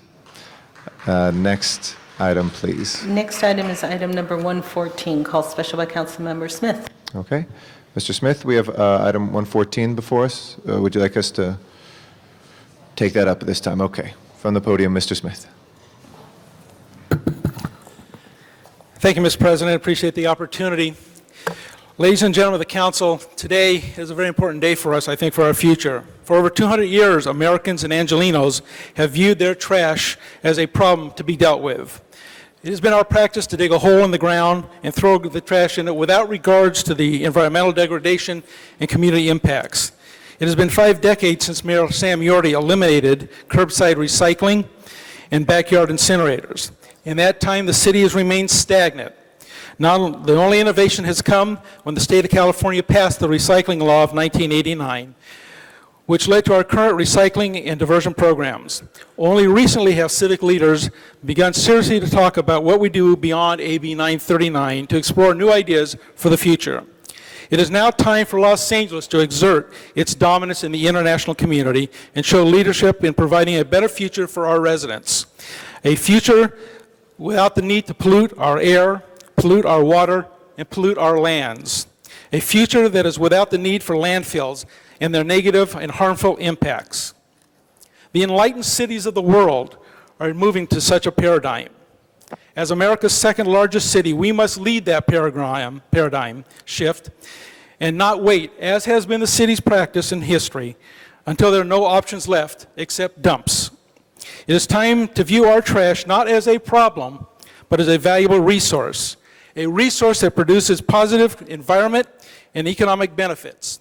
Renew LA plan that I am bringing today is that plan. Renew LA stands for recovering energy, natural resources, and economic benefit from waste for LA. This plan was 2 years in the making. Renew LA is not a plan, or it's not a report that is designed to be sat on its shelf somewhere and nothing done. It is a specific action that requires over the next 20 years immediate, short-term, and long-term proposals to bring about during Los Angeles in the forefront of international recycling, reuse, and sustainability and economic vitality. Renew LA has at its center the positive environmental impacts of zero waste. Zero waste is not zero trash. It means nothing is wasted because in addition to taking steps to make sure that materials are reused, recycled, and reduced from the waste stream, residuals are converted back into beneficial use for society. That means less smog from sanitation trucks driving shorter distances, less freeway congestion, no water or land pollution experienced by dumps, significantly reduced greenhouse emissions, no community degradation, and preserves our natural resources. It also has the positive benefits of 10 times more jobs than currently provided by landfills. We call them green-collar jobs. Better, cleaner, healthier jobs. It also creates cheap green power to help the city of the Department of Water and Power meet its renewable power plan by the year 2017. Trash can provide up to 30% of that green power. It provides continuing benefit from reuse of trash as a feedstock for industry, not a one-time, end-of-its-value solution that is offered by landfills. And it creates exciting new industries in Los Angeles. In short, Renew LA is a blueprint, or let's call it a green print, and a vision of the future of Los Angeles that is all positive. It is clean, economical, and efficient. It is my intention today to take to the neighborhood councils, business leaders, environmental groups, labor leaders for their review of this plan and input in the coming months in a unique effort to involve all concerned stakeholders in the most far-reaching public policy change in decades. My motion today asks the council to establish Renew LA Oversight Committee to shepherd the policies and proposals in this green print for Los Angeles, to forever end its dependence on landfills, and to put us on the road to sustainability.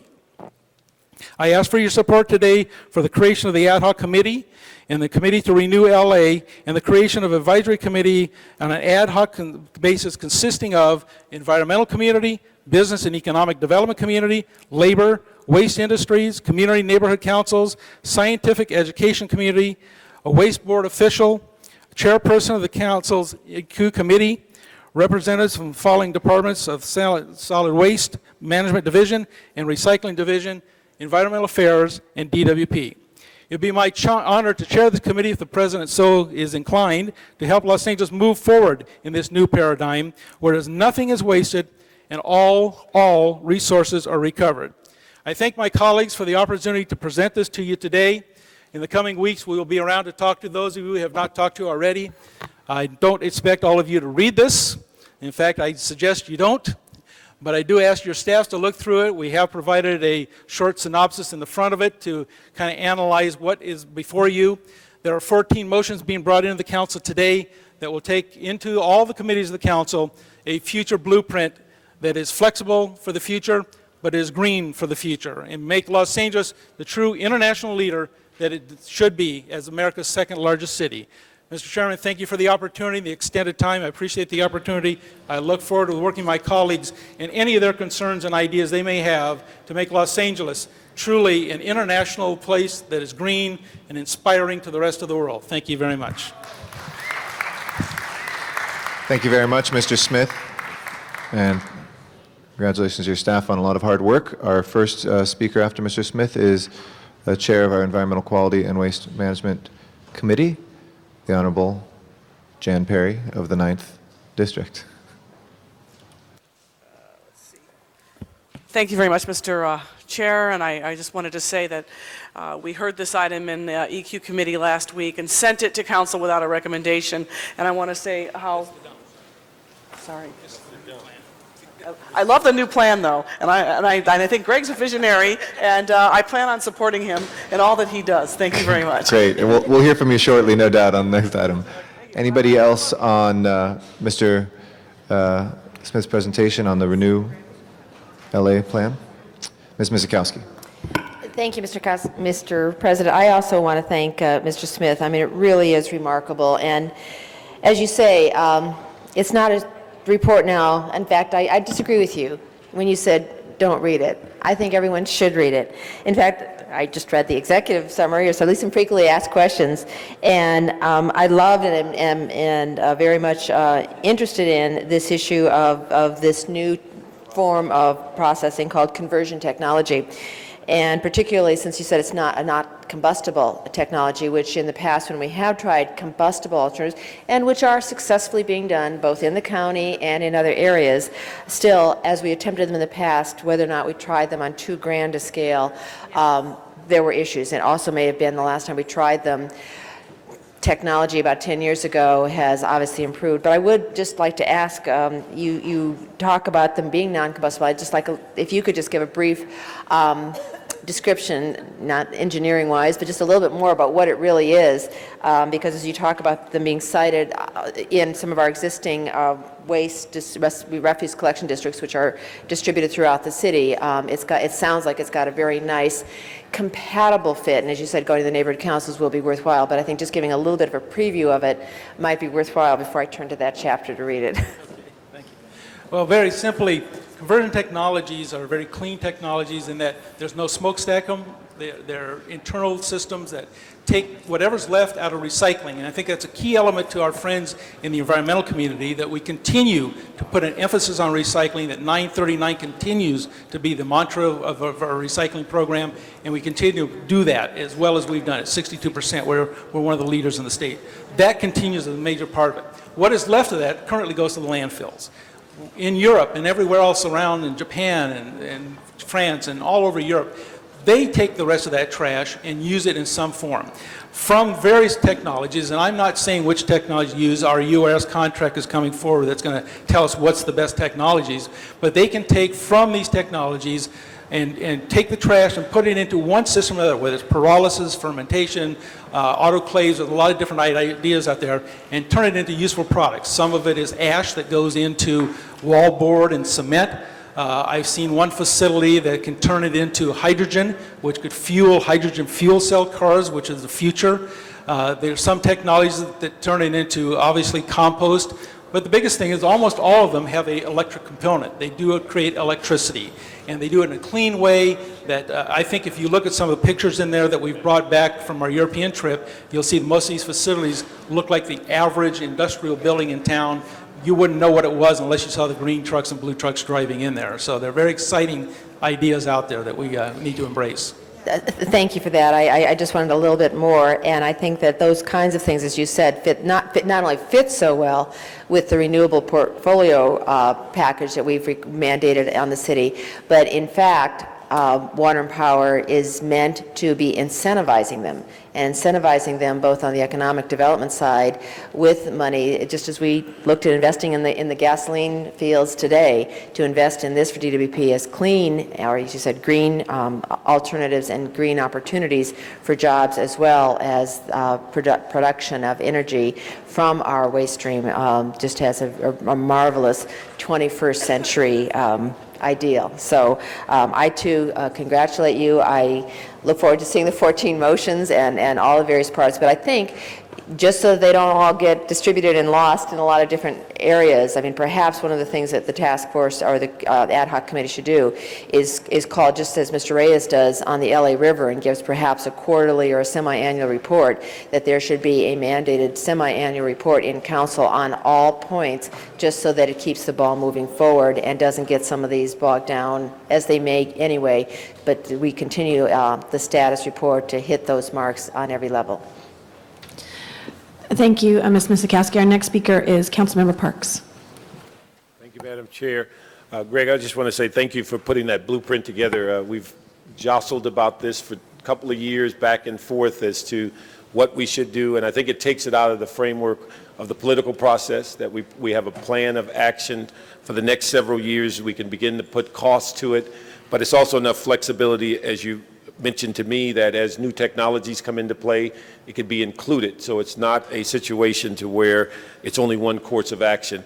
I think everybody agrees that it's barbaric and dated to be burying trash. But again, until we identified this blueprint, no one quite got to the point of how do we move from point A to point B. And so I think it is important for the city today to not only read this, but embrace it and move forward and begin to look at these 12 motions and figure out how they fit in place and how we're going to deal with them in year to year, but also send a clear message to our departments that this is going to be a plan of action it goes beyond their tenure and maybe many of our tenures, but yet it's in place to move forward. So one day that we'll look up and we certainly will reduce some of the issue of traffic with the number of trucks that have to move around. I just mentioned at a neighborhood council meeting last night the issue of the potential at some point of having localized distribution centers so that people will have actually more access to picking up trash because it's a local place in which it's going to be distributed. Also, the traffic, the clean air, and the sense of trucks, less trucks on the street. But again, the eventual positive is that so much of this trash can be turned into other products, other economies, other things that impacts positively on the city's revenue. So I thank you for putting that blueprint together, and I think the whole city will benefit from it. And we have now something to talk about other than whether a landfill gets closed or not closed. We actually have some tracks in place for all of us to go down. Thank you very much. Thank you, Councilmember Parks. Our next speaker is Councilmember Reyes. Thank you, Madam President. Greg, I think this is a great start. We have the ability now to understand where they can be located, which is very critical. On page 3 on your summary, we talk about where they can be placed. We're looking at 5 to 10 acre sites on M2 or M3 zones.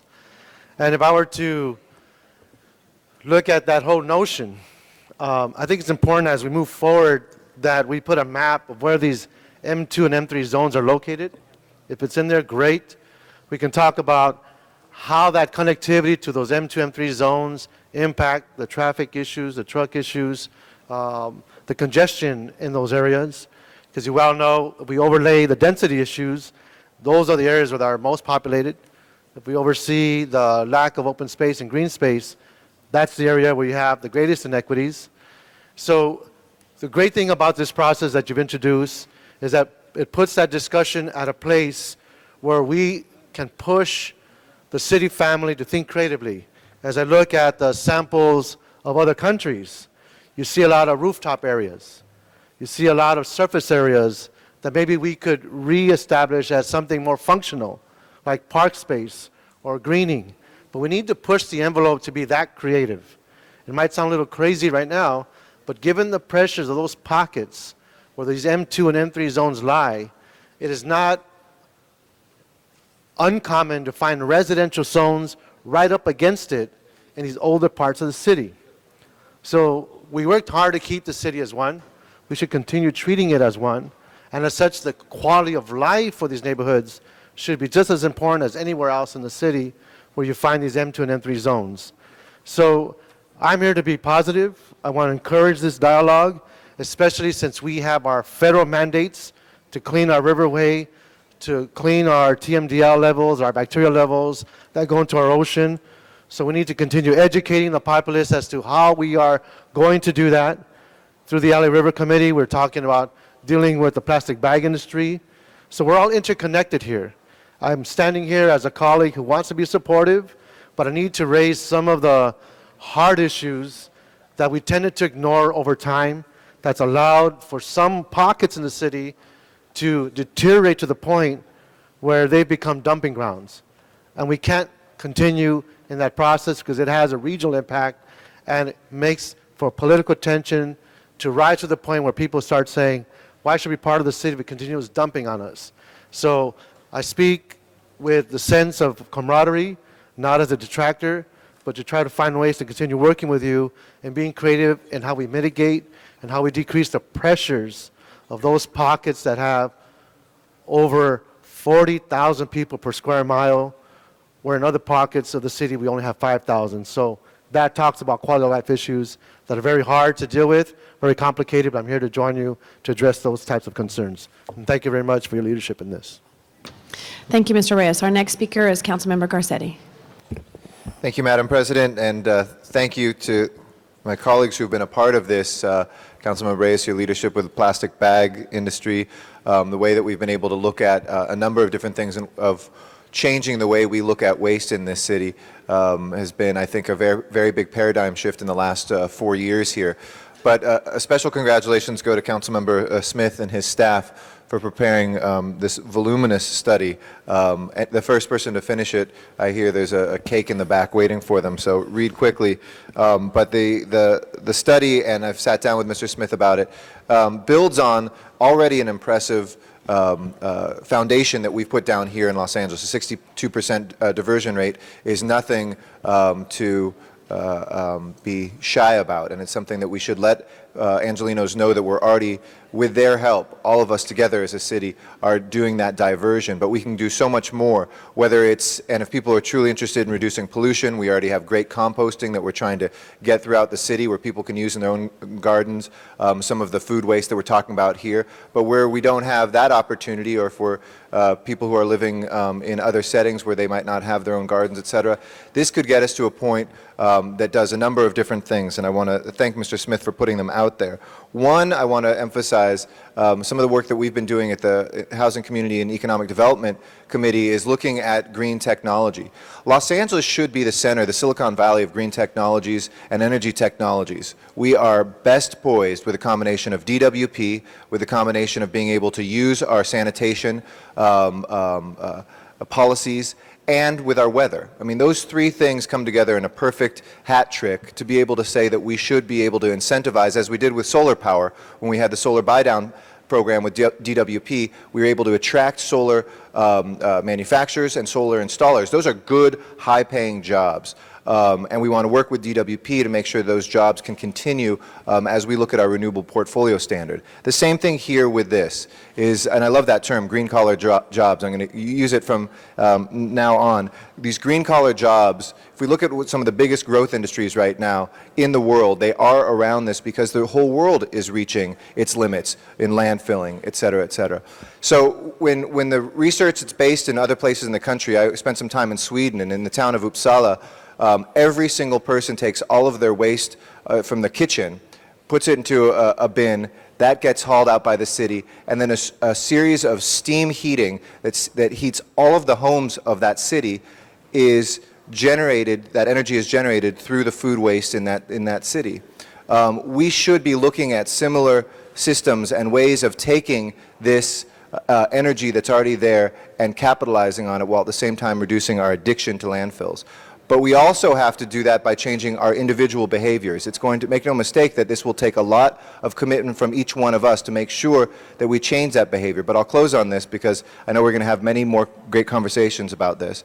But that means everybody across the board. It means the multifamily housing units that we keep piloting, and those pilots are great, but the time to say across the board we do it is now. The time to say across the board we do this with commercial recycling is now. Until we demand, and every time we've demanded, the people of LA have risen to the occasion. They've shown that they can change their behavior. We have each shown that we do care enough about our environment to make sure that our water supply is never polluted, to make sure that our air supply is improved, to make sure that the health of our entire city is improved. That if we can do that in Europe and Japan and other places, we can certainly do it here in Los Angeles, where we're blessed with sunlight, where we're blessed with the environment, and this plan takes us down that road. So congratulations, Mr. Smith. I look forward to working with you and implementing this. And I know there was a quote in the Daily News article here from Mary Edwards that said, "We don't want this to languish on a shelf somewhere. This one will not. This one will not." And thank you, Mr. Smith. Thank you, Mr. Garcetti. Councilmember Hahn. 31 years ago, I started my city career. Councilmember Hahn? Oh. Oh, Councilmember Labange or Hahn? Hahn, but All you're right. right after her. No, you want me She's to go being ahead? gracious. Hahn. Councilmember Labange. Thank you, Madam President. 31 years ago, I started at 525 San Fernando Road, the East Yard, which is now the North Central Consolidation Facility, where when I started there was an incinerator, not operational, but at the yard that I worked in that summer and summers past that, and then led to this career. It's a long and winding road in the history of Los Angeles and trash. I remember as a child separating our garbage for garbage day and can box day, as it was called, and there are two separate trucks who picked it up in 2 different days. And all this has come to where we truly have a giant problem full circle. but we can do more. And I like that one graphic that you had about talking about how much we are diverting, but more needs to be done. And I also like it, Greg, that you took the time to go out and see things in the world, and you continue to do that from that aspect. In other countries where, and just to imagine 82 million people or 86 million people live in the state the size of Oregon in Germany, and they recycle like it's unbelievably done. Everything gets recycled. Everything gets recycled, and it works. And I would just say, I think it's so important to call out involving all the stakeholders. I would add a stakeholder in our adjacent cities. Some are within or without our area too, but there could be some economies of scale if all of a sudden we afford some of the other municipalities to partner in some way, as Los Angeles partners with Glendale in our wastewater treatment plant and partners with 27 other cities in the Hyperion plant as we look at this. So if you could just put that in your mind. And also, too, take in the years ahead, members, because there is some technology that people may be afraid of, take the community leadership to those cities throughout the world. I know that we could go as far south as Terminal Island, because Long Beach has a conversion plant that they have online, but more needs to be done. But go out into the world and see how it's integrated into systems that we could possibly do here. Also, Greg, I have a site on San Fernando Road. I won't give you the numbers because I don't want to run up the price of the property, but it's near the freeway. So we could look at that as a possibility in the future, and I want to stand behind you on that as we look to the future. And thank you. And Mr. Garcetti spoke about how important it is to look at this. I think it's very important that at certain times of the year we do the budget, and I think certain times of the years we should focus just on public works like this, and other times on parks, and always on public safety, because that's the combination of our work right there. You work very hard, your staff work very hard. Thank you. Let's continue to work harder to try to make results. Thank you, Madam President. I apologize for jumping ahead of the great Councilwoman of the 15th District. That's all right. The great Councilwoman of the 15th District, Janice Hahn. Thank you, Madam President. Greg, I just really wanted to stand and congratulate you and your staff for really this incredible blueprint roadmap on how we get to a Los Angeles that for future generations will be a clean Los Angeles, and a Los Angeles, as you said, where we don't look at trash as our problem, but as our friend. And I really appreciate that. I remember very well when AB 939 was passed in the state legislature with, again, throwing down the gauntlet. Many thought would never be achieved. Many cities struggled with this requirement that by the year 1995, we would have to divert 25% of our trash that was going to landfills. And in the year 2000, we would have to divert 50% of the trash that we were currently sending to landfills to some other use. And people did not think we were going to be able to do that. People fought that.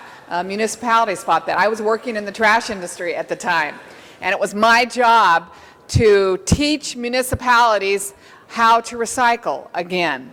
It was a lost art. It was something that people didn't think about. It was a whole new way of thinking. And I began to teach the children how to recycle. And I went to schools and did assemblies and worked on curriculum that actually was used by our elementary schools that, again, reminded people of the concept of recycling. And again, now, to some extent, it is second nature for many people. It is second nature to put your papers, your plastic, your glass, your aluminum in a separate bin. And so I'm encouraged that what people really want is leadership. What people really want is a plan. And we in the City of Los Angeles have a great opportunity. At some point, we need to have the largest bins that people put out once a week to be the bins for recycling, for green waste, for food waste, and the smallest bin possible for trash that cannot be reused. And until we get to that point, I think people will continue doing what they're doing. But this gives people a great opportunity. I think most people want to do the right thing with their trash, but we haven't really made that easy for them. We haven't made that possible for them. So I think this blueprint is beautiful. I think future generations will really thank you, and this will be a tremendous legacy that you live for really future generations. I'm very happy to support this. Thank you. And our last speaker is Councilmember Smith. Well, thank you. I very much appreciate the kind words of my colleagues. I think we've shown to the community that we want to do the right thing and we're going to do the right thing. And this plan allows us to do that. So I thank all the colleagues for their support. I want to tell you that it is my intention to go out to the neighbor councils, everyone in the city if they want us there. We want to go out to the business community. We're going to go out to all those communities, environmental community, everybody. So when we go into your districts, we'd be happy to have you join us, or at least someone from your staff, to meet with those neighborhood councils to show them this plan and get community education and buy-in on it. I think it's very important. I think it's also important to realize that trash is cash. It doesn't need to be in a hole in the ground polluting the world. It's cash, and we need to look at it in that point of view, and we intend to show people that, and that's the way to go. I spoke the other day to a meeting of the League of Cities in Ontario, and there was about 30 mayors and council members at this meeting, and they were just blown away by the concept that LA would actually take the lead on it. And they said, if LA can accomplish this, we'll all do it. We're looking to you as leaders of America's second biggest city, as leaders, to show us that it can be done. And if you do it, we'll do it. And a lady came up to me from San Diego and says, please come and speak to the San Diego County leadership because we want to hear about this too. I think everybody's willing and able, everybody wants to make this work, but no one's been willing to do this. So let's Los Angeles be the city that is the city of the future, the city that shows America how to do it, and they'll all get in line behind us. Thank you very much for your support, and I move the item today that is to establish the committee and get this process rolling. Thank you very much. Thank you, Mr. Smith. We had a last-minute addition, just a moment, and time out. Yes. Can I have one quick? I forgot to do something very important. I need to, for over 2 years, we've been working on this, and there's a couple of people at the heart of this that made it possible. First of all, my Chief of Staff, Mitch Englander, and the environmental deputy who, unfortunately, has on her resume that she eats, sleeps, and dreams about trash, Nicole Burnson. And the man that we brought in to lead us through this, an expert in the field, a nationally known expert in the field, Chip Clemens from Clemens Environmental, who helped finalize and write the final report. Chip, thank you for your leadership. Thank you. Thank you. I thought you were the last speaker, Mr. Smith. I have two individuals who have expressed interest in speaking as well. Councilmember Zine, followed by Councilmember Padilla. Thank you. Just briefly, I want to commend you, Greg, for bringing this forward. I know there's been a lot of work by your staff. Mr. Englander with his arms folded. I know that your hands are tired from all the writing, all the turning of pages, all the paper that's been generated. I know your interest in this, and I know the community that you represent, the 12th District, Otter Hills, Chatsworth, Northridge, they're concerned about it, and your heart and soul's in this to make it right for everybody. So I commend you, your staff, for making it happen, and you were the one that came up with that creative plan to get the funding for the LAPD. You are truly a leader, not only to make public safety an issue, but to make the city a clean place and a safe place for all. So I just wanted to congratulate you for the good work. My partner in law enforcement. Thanks, Greg. Thank you. Council President Padilla. Thank you, Madam Chair. Colleagues, I just wanted to stand and also thank Greg for his willingness to tackle this issue and the quality of the work that he's brought forward thus far, and especially, Greg, in front of some of your very active, very smart constituents. I think the recognition is necessary because, colleagues, what we're being asked to do is nothing short of hugely significant. Hugely significant, and we've celebrated earlier today the culmination of a career by Mayor Hahn. We're celebrating as of Friday the beginning of a Mayor Villaraigosa administration. And it's going to take a vision and a boldness of steps along those lines to turn this city around as it relates to what we do with our trash.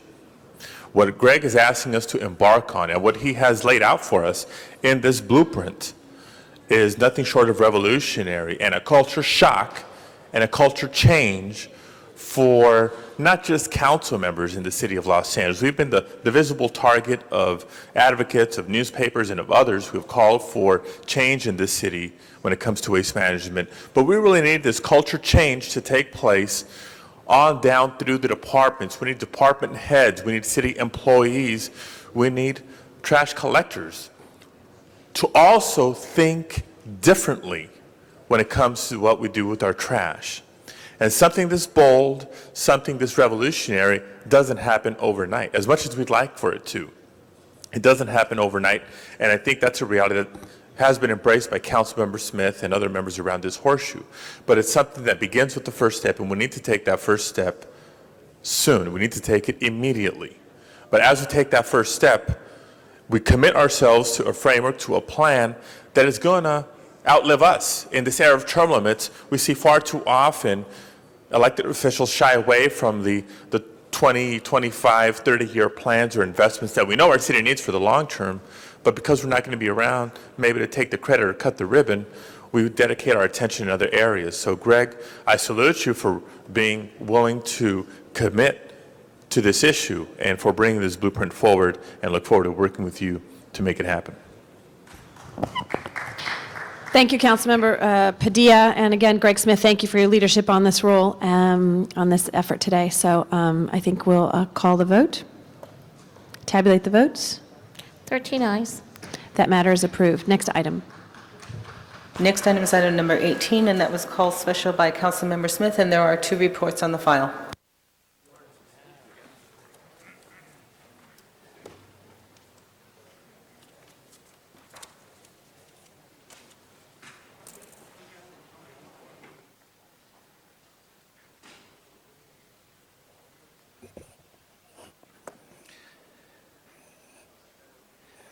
Thank you, Mr. President. While they're bringing the chairs forward, ladies and gentlemen of the council, you have before you today the extension of the Sunshine Canyon landfill contract. I am probably the only person that has read that contract in full in this room, with the exception of maybe Mr. Westhoff, who helped write it.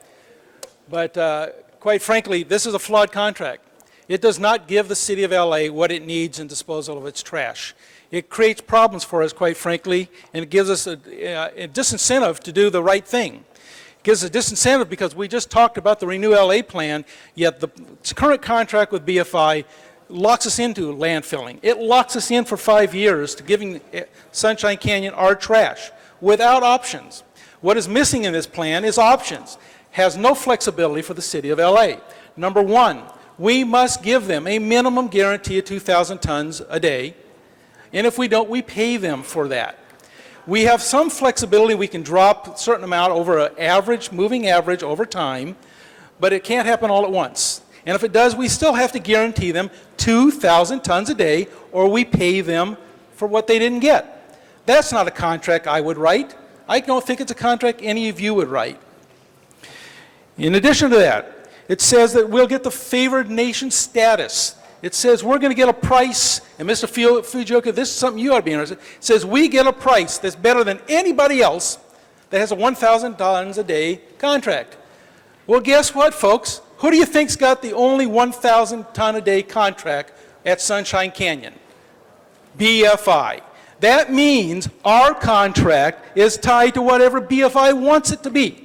And they say to us we have better rates on a daily basis, but I have a contract copy here from somebody who had a contract during the year 2000 to 2004 that had a lower price than the city of LA did by a couple bucks a ton.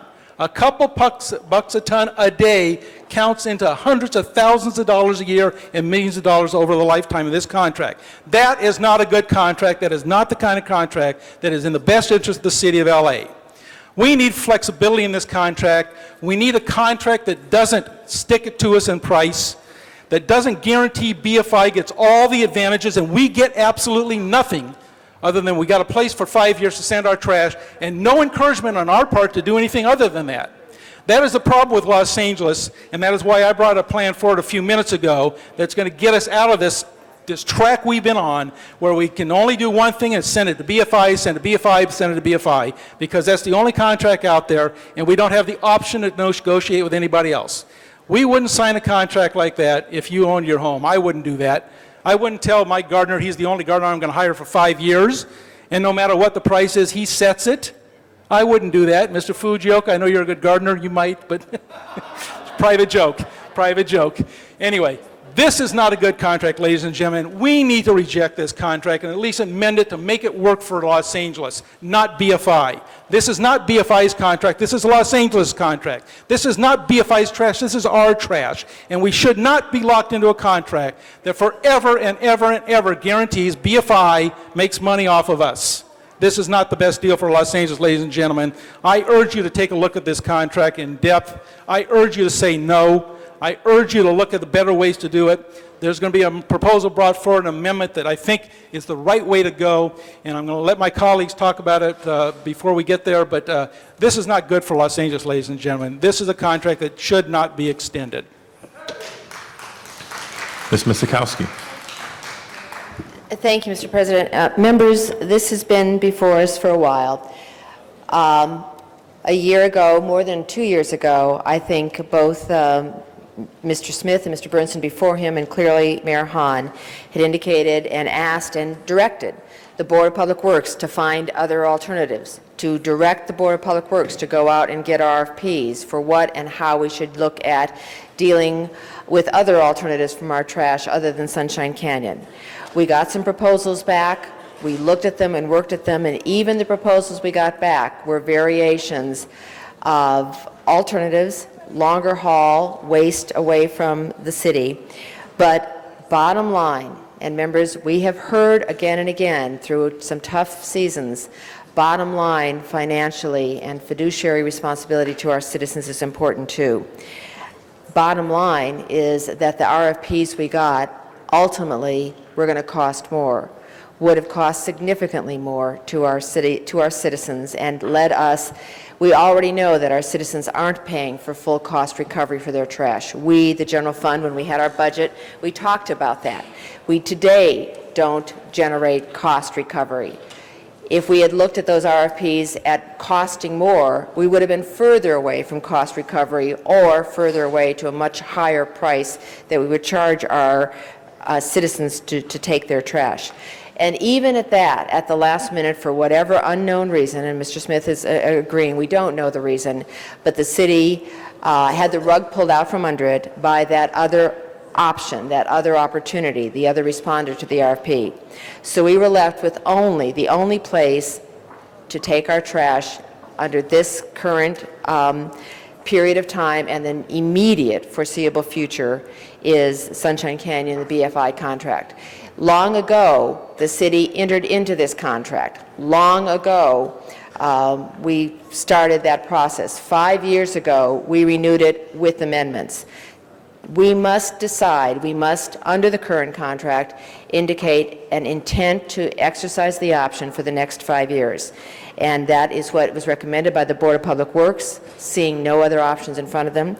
It is what was recommended by the Budget and Finance Committee just last week. Members, we talked about the Renew LA and how masterful it is and how remarkable it is. But even as we look at it and read it, it talks about options, the new conversion technologies to be in place by 2025, to look at renewable portfolio to be in place by 2017. Members, today is 2005. Those options with the most earnest, serious, hard-fought effort will come into place, but they won't come into place in the next 5 years. Can we make strategies? Can we start spending money? Can we start putting plans together? You bet we can. But we still have the trash that is being generated today that we have to deal with. We can recycle a whole lot more than it. We can create trash recycling police. We used to have a couple of them around the council as we look at our recycling bins here that aren't always as well done as they are. But in the now, in the what we need to do now, as recommended by our CLA, our CIO, our Board of Public Works, and the Budget and Finance Committee, we should exercise this option. Should we rattle the cage of BFI? Should we, and I think, Mr. Smith, when you said we're penalized for not bringing trash there, we're penalized for not bringing trash there unless we're recycling it. If we take our trash somewhere else, that's what we're penalized for. If we recycle it, if we create a conversion technology, if we put it in any other landfill, far away or whatever, that's what we have to pay for. We don't have to pay for things that don't go into the trash stream. So anything we take out of the trash stream is credit to us, not a cost to us. So members, I think we need this one last time to renew this option, but really full steam ahead on all the other options, move them quickly, but exercise this today. Otherwise, members, we are looking anywhere from a $10 to $20 million minimum a year additional cost on something we're already subsidizing for just a portion of our citizenry. And if this council, we weren't looking last time we looked around to raise different rates and do different things. We've started incrementally, we've gotten different bonds approved, but this one is a big one, and it's a big one today, even if we charge today to get closer to cost recovery. As we get further and further away from cost recovery and costing us more, we're not going to hear well from our citizenry. If we plan for it, go with a renew package, really get citizens aware of what we're going to be doing and how we're going to be doing it, that will be the course that I think we can set together. But this option should be renewed, or a year from now we're going to be facing a very, very, very high price tag that our citizens and our general fund are going to have to pay. Thank you. Ms. Perry. Thank you, Mr. President.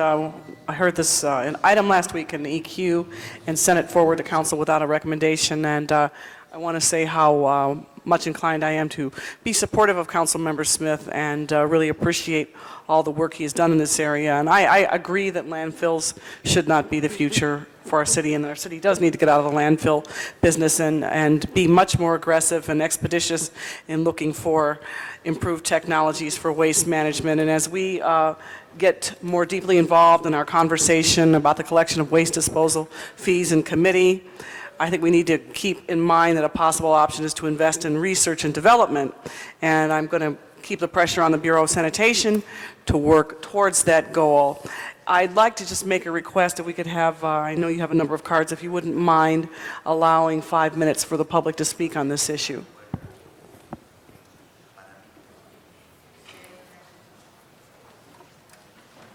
Is there any objection to public hearing? Seeing none, we will move a 5-minute public hearing. Let me call forward, so obviously we're going to try to divide that time among the speakers. There's no objection, public hearing. Wade Hunter, Mary Ellen Crosby, Mariana Kienholz, Mary Edwards, please come forward.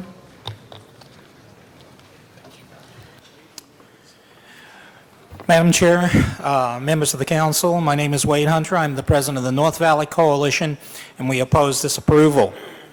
We have been dumped on at Sunshine Canyon in Granada Hills almost 50 years, and with the city's approval of the expansion, at least another 30 more.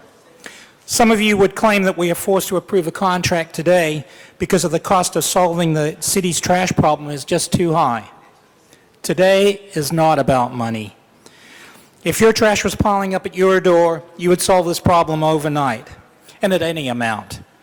In the past, this has really been about the city's problem being left in the east end of the San Fernando Valley with us and our friends at Bradley Landfill and Sun Valley, so that others in the city can go about their daily lives without the inconvenience and the detrimental impacts of dust, odors, traffic, toxics, and the health problems that we all suffer from these landfills, these urban landfills. Once this contract is signed, you will be able to forget about us and the problem for another 5 years. And we will be here again, 5 years or 10 years from now, listening to how the city didn't get the bids, didn't get the infrastructure built, didn't plan, and somehow didn't budget the money to address a nasty problem now neatly confined to just a small part of Los Angeles. Early in June, I sent a letter to all city council members asking, first, that you not approve this contract, and that the mayor and mayor-elect veto this contract as they had promised to do if you were to approve it. But for some reason, if this was to go forward, I'd also included pages of suggestions in the form of ordinances or contract modifications that should be enacted in order for you to show those of us who have been dumped on unmercifully these many years that you recognize that this was the wrong thing to do, and that you are at least contrite in what you are about to do now. At the Budget and Finance Committee, we raised issues that this was not a good contract for the city because of the amendments which favor BFI and which undercut the goals of recycling and diversion.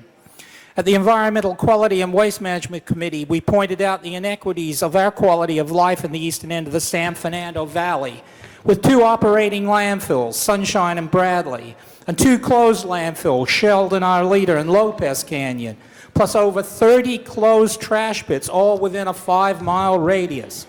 And in our letter, we also offered to work with the council in order to help address this problem. But with the exception of Councilman Greg Smith's office, no one has come forward. Councilman Smith has offered a plan which addresses many of the ordinances or contract modifications that we had suggested, but not all. We would ask that you also consider those not addressed. If you won't turn down this bad contract, then at least pledge now to once and for all to stop dumping on your neighbors. I want to thank you today for adopting our Councilman's Renew LA plan. Most importantly, adopt the companion ordinances which you will find inside it, and commit the city to a plan, a framework, a roadmap, and most importantly, a timetable to address the city's trash. And in closing, I've attended many hearings, and council persons always raise the problems that they have in their own districts. But in closing, I'd like to challenge any council person to say that they have more locally unacceptable land uses, LULUs as they are known, than us in the 12th council district. And that their council district, if their council district were to seal off its boundaries from the rest of Los Angeles, that Los Angeles would lose its LAPD driver training, bomb squad, and pistol ranges, 5 different freeways and freeway interchanges, all of its water, all of its electricity, all of its gas, and oh yes, all of its trash. For God's sake, help us. Thank you. Next speaker, apparently there's 1 minute left.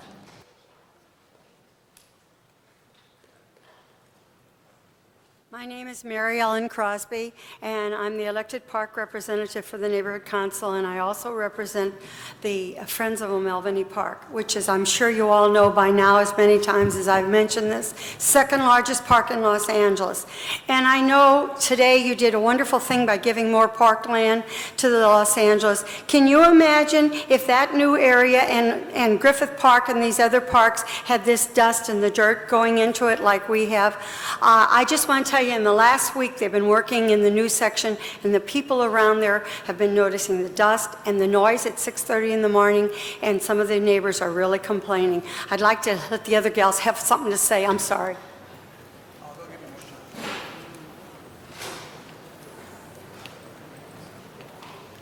I'm Mariana Keenholz. I'm a 37-year resident in Granada Hills, and I want to thank Councilman Smith, and I want to thank you for supporting Councilman Smith. Now please do one more thing and do not sign this very bad contract. There are other choices, as you've heard today. Granada Hills does not need to take all of the trash for Los Angeles. Thank you. That does conclude the time. That was Mr. Smith. One more speaker. All right. Oh, Well, no, two we more actually speakers? have 3 more. I only called the first 4, but if Mary Edwards wants to come forward.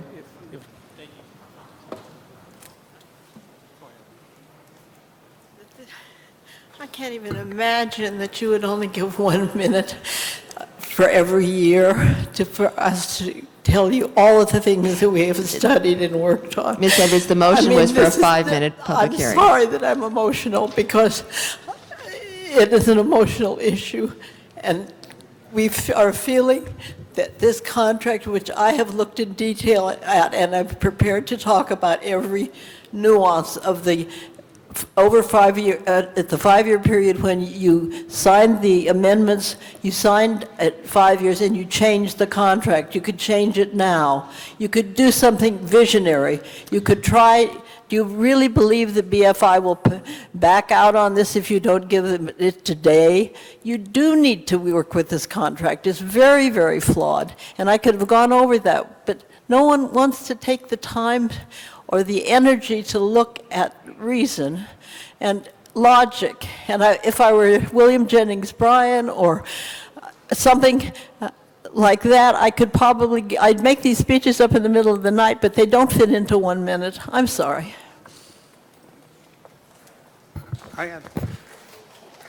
Madam President, I did fill out a card, and I am a resident of the Porter Ranch area, so I know what the landfill does to our area. Councilman, I want to thank you for this. This is bold, it's brave, and it's something that's been overdue for a long time. I've been here since 1991, and over again, I hear this issue come before this council, and I hear the same thing happening to the Granada Hills area. They're the ones that suffered. Mr. Reyes talked about his areas have become dumping grounds. I remember when Mrs. Walters was here and she talked about her areas becoming dumping grounds. Well, the Granada Hills area has been the dumping ground for the entire city. You asked us to look at something new, the Renew LA. It's great. This is something that we have to go forward with. I asked that you ask your neighborhood councils. We have over 86, roughly around 86 to 89 councils. Get them involved. Don't make them recycling police, but make them recycling leaders so that they're out there educating their communities on how to recycle and that we can eliminate the recycling. I was in New Mexico 3 weeks ago, and they were burying their trash in the ground. It was so sad. I live in Los Angeles, and we do the same thing. That concludes the public comment. Let me now call on Councilmember Padilla. Well, I don't know if Ms. Perry still had some comments before beginning. You had moved the opening of the public comment. I don't know if you had a chance to make your comments on this. Okay. Thank you, Madam Chair. Colleagues, I know this is an extension of the conversation we had in the previous item. And as one of the two members who was here when we last voted on a contract extension, I can tell you this is probably one of the tougher issues that there is to tackle around this building. I first of all agree with Greg Smith when he so eloquently speaks as to there's got to be a better way. And we've been talking and talking and talking for a long time about trying to come up with that better way of dealing with our waste.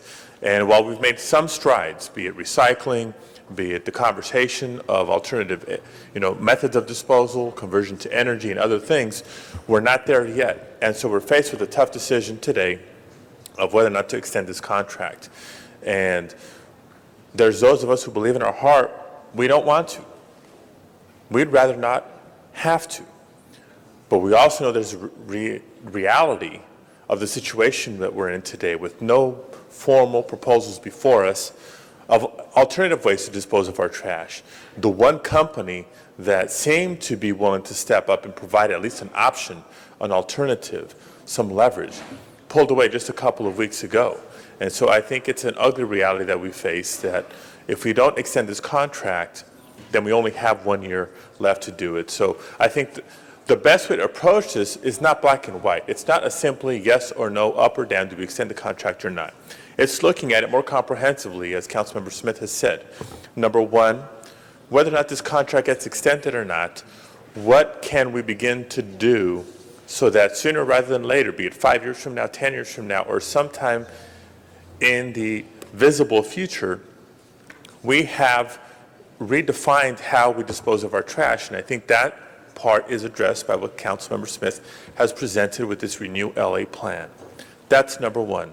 Number two, if we have to stay in this contract, be it for 5 more years or only 1 more year, what can we do in the meantime to make that contract a better contract for the city?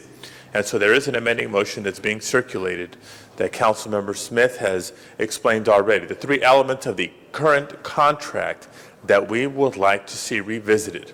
This council can put that on the table, and if BFI is truly a partner with the city, then they're going to be willing or should be willing to engage in that conversation with us. The 3 elements being the tonnage minimum, number 1, number 2, the per ton rate, and number 3, the exclusivity elements of those contracts. So colleagues, we ask for your support of this amending motion. We know that there is in the contract a deadline of the end of this month, and really tomorrow's council meeting, the last opportunity for this council to vote to extend that contract. Between today and tomorrow, maybe we get some positive, constructive signals from BFI on the conversation we're seeking to have. If not, then this council has a tough decision to make of whether or not to extend the contract. If we do, that doesn't take the burden away from having to do the work of redefining what we do with our waste. If they are, maybe we buy ourselves a little bit more time and we're able to implement elements of the Renew LA proposal sooner rather than later. And so I'm going to push my button to speak again. I know my time has run out, but colleagues, at minimum, we ask for your support of asking the city staff to be willing to revisit and renegotiate the specific 3 elements of the contract to put the City of Los Angeles in a better position as we make strides sooner rather than later on our Renew LA framework. Thank you. Councilmember Parks. Thank you, Madam President. I appreciate Mr. Smith's comments, and I think we all probably would have made different decisions had we been there whenever this landfill opened. And also, there's probably some language in the contract that, by today's standards, that we would have written differently. But I think, for me anyway, the bottom line comes down to we have 4,000 tons of trash per day that we're collecting. We're not recycling. It's going to the Sunshine Canyon. We have no other recourse. We've seen people come forward with RFPs that were not appropriate, nor did we have the ability to spend the additional funding. And the reason that Budget and Finance added 3 instructions or requests is to monitor and begin to see the things that could be done in the interim. Certainly they're not as extensive as the items in item 114 today with Mr. Smith's larger proposal, but it gives some guidance as that there is a need to continue looking for ways that which we can defer and recycle trash as an alternative, that we can look during the life of the contract in ways in which we can look at an alternative usage of solid waste, and that we can divert as much solid waste from those landfills as possible. But even when we look as a cursory evaluation of 114, which it basically is looking at a 20-year plus agenda to get our solid waste program in order. And I don't think we can do it in the 5-year life of this contract. And I think we owe it to our communities to know that they're not going to be put in a situation to not have this contract go forward, have us pay even more money. We have the lowest rate of tonnage in this landfill. We're paying the least amount. We have a commitment that if anyone brings in 1,000 tons or more, that we must be given the lowest rate with that.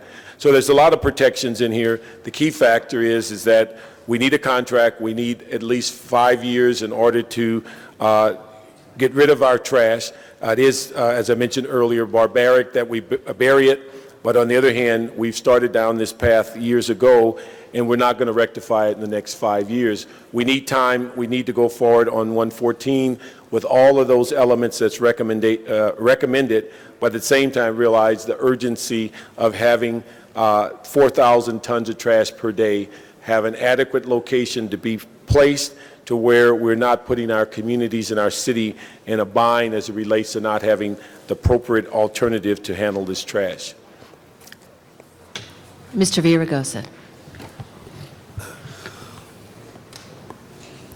Madam President, members, all of us had hoped that the Bureau of Sanitation's request for proposals this past year would have produced feasible disposable alternatives to landfilling our city's solid waste at BFI Sunshine Canyon facility in Granada Hills.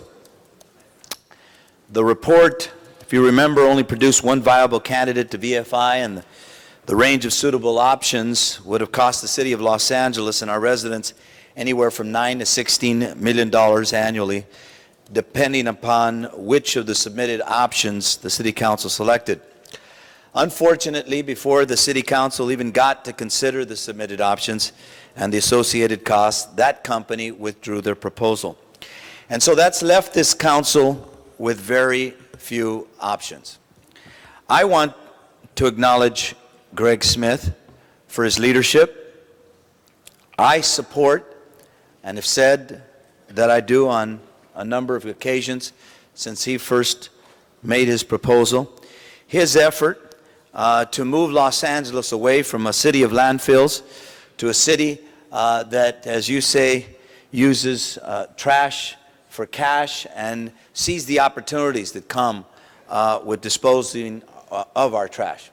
A city that expands its recycling efforts from just single-family dwellings to multifamily dwellings. A city that focuses on moving the pilot project from a small area focused on commercial properties to a bigger area, to all of the commercial entities. I made a commitment, and we are people of commitments. When we made that commitment, let's be clear, we had waste management as an alternative. That's what we were talking about, all of us. We're looking at a great deal of money here, and I would only say to you that while I have a great respect for Mr. Smith, I also am taking heed of Ms. Misikowski. And by the way, when Mr. Smith said that there was only one person who had read the whole thing, I saw her eyes light up. She knew that she was the other person in the room that had read the entire thing. And I dare say that the budget chair, Mr. Parks, is another person who knows full well what's in this proposal. Having said that, I am going to join my colleague and my council president on this issue. I think we need to engage BFI in negotiations. I think we need some time to be able to look at all of the new developments, including the proposal by Mr. Smith. I do believe that the city of Los Angeles should get a better deal than we're getting right now, and I'm prepared to put my time and my energies and the energies of the new staff that I'm inheriting and bringing on to that effort. But I want us to be absolutely clear about what we do here, everyone. Because the idea of making a statement is important, but we're also going to have to live with the consequences of that statement. And so I'm prepared to stand with my colleague, Mr. Smith, and this council to ask the city attorney to personally engage BFI in an opportunity to give us some time here to negotiate and renegotiate some of the elements of this proposed agreement, which causes us consternation and should be reviewed and hopefully improved upon. And so I join my colleague. I do that out of a sense of commitment to my word, but I also do that understanding that ultimately I have a responsibility to make tough decisions, as you do. And this is not an easy one, but it's one that we have to take a long and hard look at because the consequences of our decisions here could have very serious impacts, not just in one part of the city, but in the entire city and in our entire budget overall. Councilmember Gruhl. Thank you, Ms. Misikowski. That's a hard act to follow as well, and the kind of commitment and passion you have, Councilmember Villaraigosa, on this issue and with Mr. Smith. Many of you know I've said before, I grew up in Granada Hills. I actually used to go to the dump, not because I was driving a trash truck, but because we would take our trash or extra items up there when I was in elementary school and middle school. And at that time, there weren't the kinds of impacts we're seeing today that Mr. Smith's community have had to deal with, which is the thousands of trucks and the tons of trash going through those neighborhoods in that community.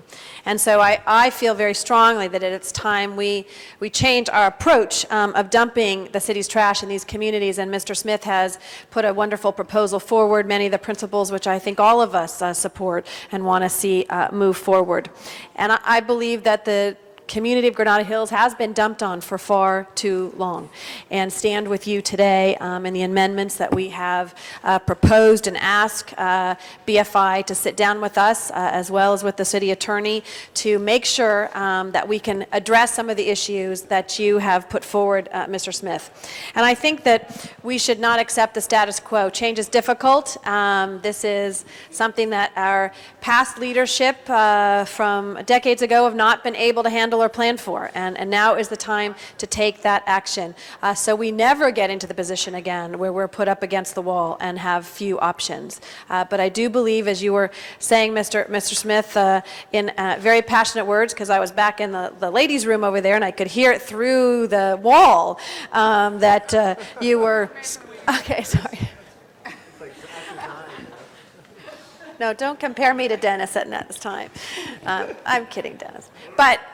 But I think, again, there were recognition of the leadership that you have had, Greg, and your commitment. And not only have you talked about it, but you put it into words and a plan, which I think is so critically important. So I stand with everyone today that's and saying, as Mr. Garcetti did, we have to look at alternative plans. We have to look at ways in which we can recycle, which we have not been in the forefront in doing. We're just now getting to the multifamily. Mr. Smith and I have talked about the business side and asking businesses to step up to the plate in our recycling effort. So I think we can increase our recycling rate. I think we can decrease our dependence on landfills and support my colleagues and Mayor-elect Villaraigosa in this position, which says, let's get a better contract. Let's not renew the existing contract until we've been able to do that renegotiation. Councilmember Reyes.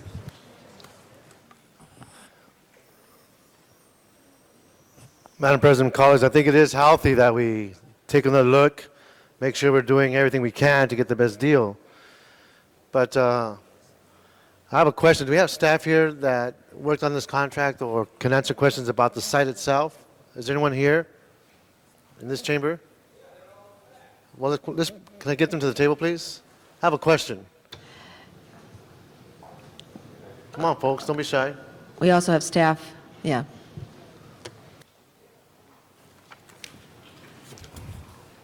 Hold my time, please.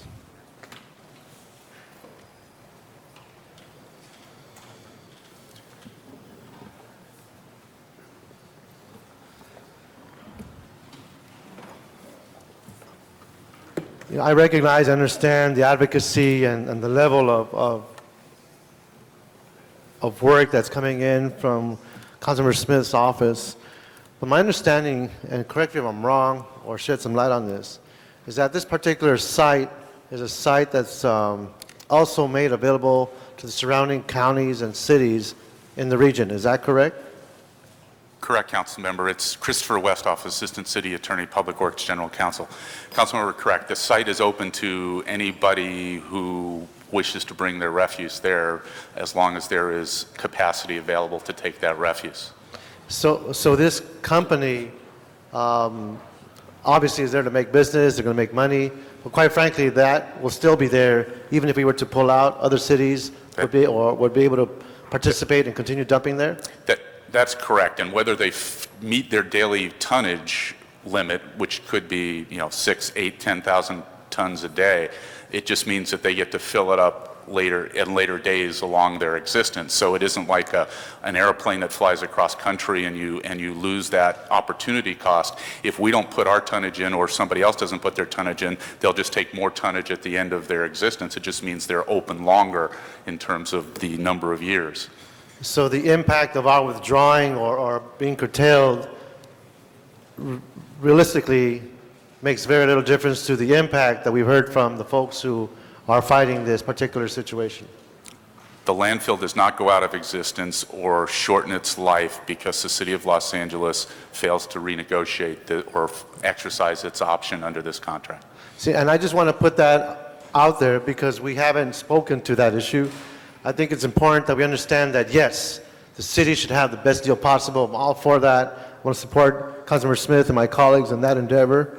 But I also don't want to mislead the folks in the area about whether we stay or leave.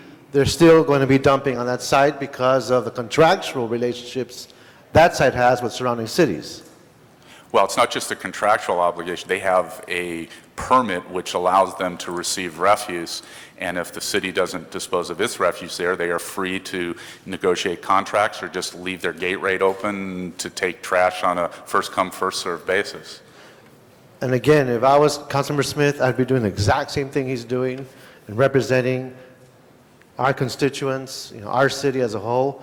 But in the balance of it all, we should be very, very clear what the economic impacts are on what we do with our options. So it is good to continue putting this under a magnifying glass to make sure we put ourselves in the best position. But I also want to be very clear as to what we're doing, given the realities of change physically and environmentally, given these other extraneous commitments that are made by other cities on that particular site. So I just want to put that on the table, colleagues, and understand that that is the environment we're in. And again, I'm all for the better deal, but let's understand the realities of that particular condition. Thank you. Councilmember Labange. Thank you very much. I remember, I told you earlier about starting out on San Fernando Road. I remember then Bishop's Canyon in Elysian Park was a landfill. Eric Bellevue Park was a water reservoir, and then it was a landfill of city trash. Toyon Canyon, landfill in Griffith Park. Lopez Canyon, all these places. I remember San Fernando and Central Avenue in Glendale, Los Feliz, it was a dump because the milkman who used to deliver milk to our home became a truck driver, and he was working in Silver Lake, and I got to ride his truck, and they filled that dump there. We've always filled places, and there's always these challenges that we have. We have done a lot of good work over the years to recycle, and we've got to do more. And what you've discussed earlier on item 18, I believe is, or 118, was very good to start off. But I can't say that, is it possible, as Mr. Reyes just said, between now and tomorrow to get some better light for the city of Los Angeles?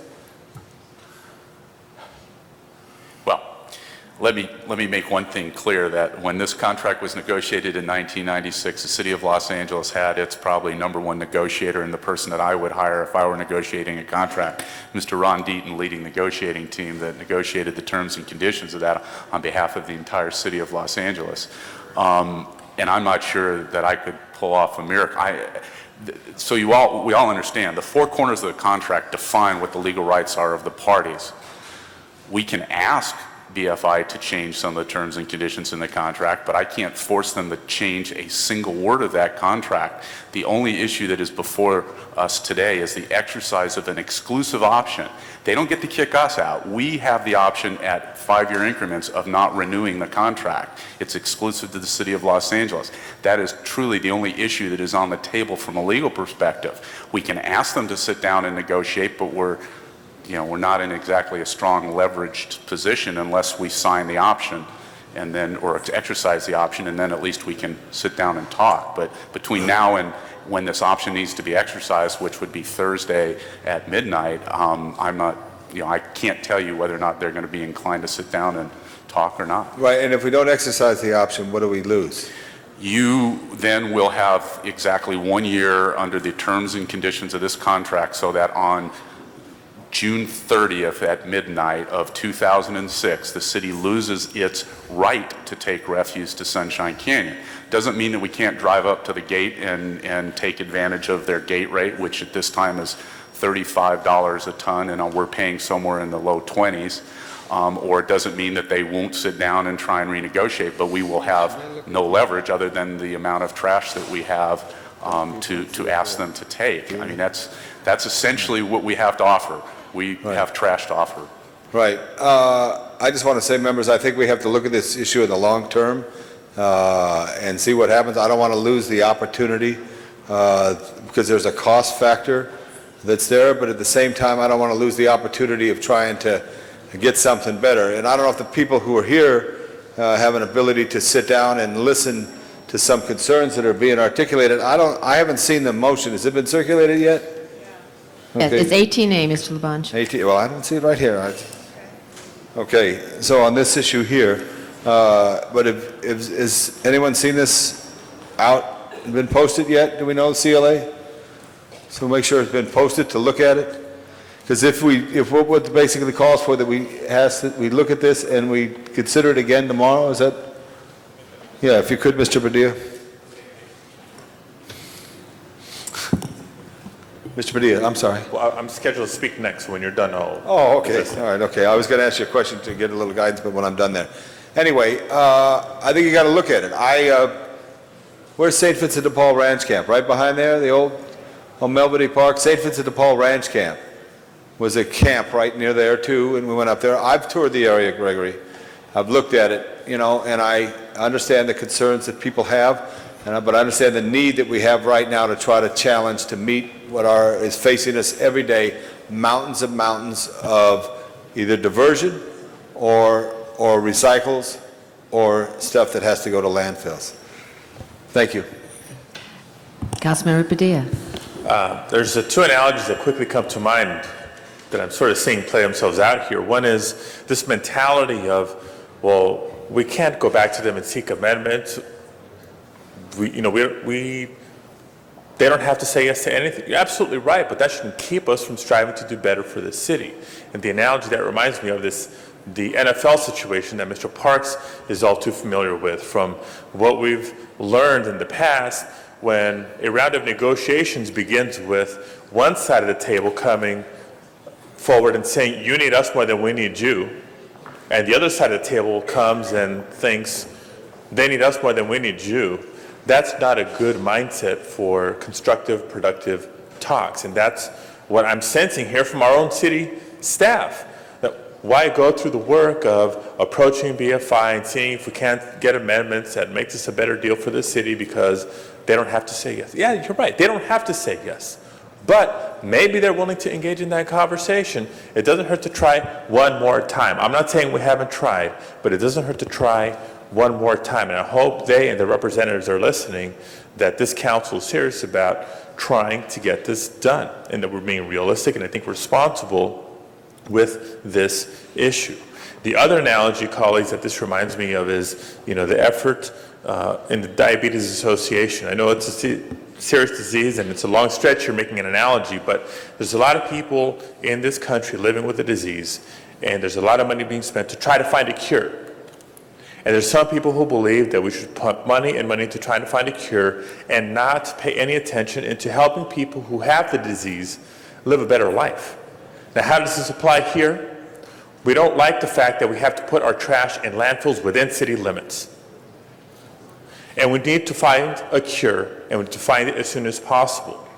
We need to close landfills within the city of Los Angeles as soon as possible. But in the meantime, until we have that solution, we have to do everything we can to live better while we face the reality of having to have landfills within city limits. And that's what we're asking to do, colleagues. I, too, I'm familiar with what it's like to live near landfills. I grew up living not too far from Lopez Canyon. And even in my high school days, standing in front of the line of trucks as a protester to close Lopez Canyon landfill, I can tell you, not just from a health aspect and living in proximity to a landfill, but the rubbish, the trash, the rumbling of trucks driving through your neighborhood and what that does to your quality of life. And so yes, I am joining Councilmember Smith in this fight. What we're asking for, colleagues, is a vote today on the amending motion that's in front of you, that is asking our city staff, at the direction of this council, to try one more time with BFI and their representatives on the issues that we've outlined here. We've spoken to them already. The issue of the exclusivity, the issue of the tonnage rate, the issue of the guaranteed minimum. If we have to have this contract for another period of time, 1 year, 2 years, 5 years, whatever, let's try to make it a better contract for the city of Los Angeles. So we'd ask for a vote on that today. After that vote, and we ask for your support on that vote, then let's continue the balance of the matter until tomorrow. Mr. Labange, this is answering your question now. After the vote, let's continue the matter till tomorrow. Give our city attorney that one day to reach out and see what they have to say. If they get the door slammed in their face or the phone is hung up, so be it. We'll come back and make the big decision tomorrow. But if not, if there's an opening, if there's some light in these negotiations, then maybe we can take our vote tomorrow in a different context with a different tone. And I guess without hesitation, let me threaten that we'll ask Mr. Villaraigosa to come in tomorrow at 10 o'clock at night and begin negotiations and keep them up all night and see what that'll produce. I know I went over my time. Thank you, Madam Chair. Thank you. And I know Mr. Smith wants to speak as well as Ms. Misikowski. Mr. Smith? Yeah, thank you very much. And I appreciate Mr. Padilla's comments and leadership on this and bringing forth this amendment. I think it's important and necessary. We need to really make this very clear, Mr. Labange and others, this is not about Sunshine Canyon per se. If it was in my power to do so, I'd close the goddamn thing tomorrow, quite frankly, but it's not. It's going to be there tomorrow, and that's unfortunate. But there's nothing we can do about that today. This is not about Sunshine Canyon, whether it's going to exist or whether it's not going to exist, or whether trucks are going to go there or whether not trucks are going there. It's about whether the city of Los Angeles has a decent and good contract to deal with its trash and what we're going to do in the next few years. We have suggested that the contract we have locks us in, gives us no flexibility, gives us nowhere to go. I think if we look at it as a one-way street, it's all toward BFI, and they're going to run over us with their trucks if we don't get out of the way, but it's all in their favor. There's no opt-out for Los Angeles. We can't choose to cancel the contract during that 5 years. Have you ever signed a contract like that where you have no way to get out of it? BFI can get out of the contract, LA can't. BFI cannot get out of the contract. They can, yes, they can, by way of bankruptcy, or there's a few things in there. Now, Mr. Westhoff, you keep saying this was negotiated. Mr. Medina, it's a great negotiation. Maybe in the time it was, but you know what? It's your signature on it. You're our attorney, and you should take some ownership in this. This is not a good contract. Well, it's a guaranteed floor. Again, these are some things that this motion is going to do to address that. I think this council needs to say very clearly, we don't like the contract, we want to renegotiate it. Mr. Westhoff, if you don't think you're the right person, I think I'll be happy to talk to them. I think Mr. Villaraigosa, the next mayor, just told me he'll be happy to talk to him tonight, and we're going to get this negotiated, but we're not going to sit back and take it. We can't sit back and take it because we can't afford this kind of a contract. It's a bad contract. We need something.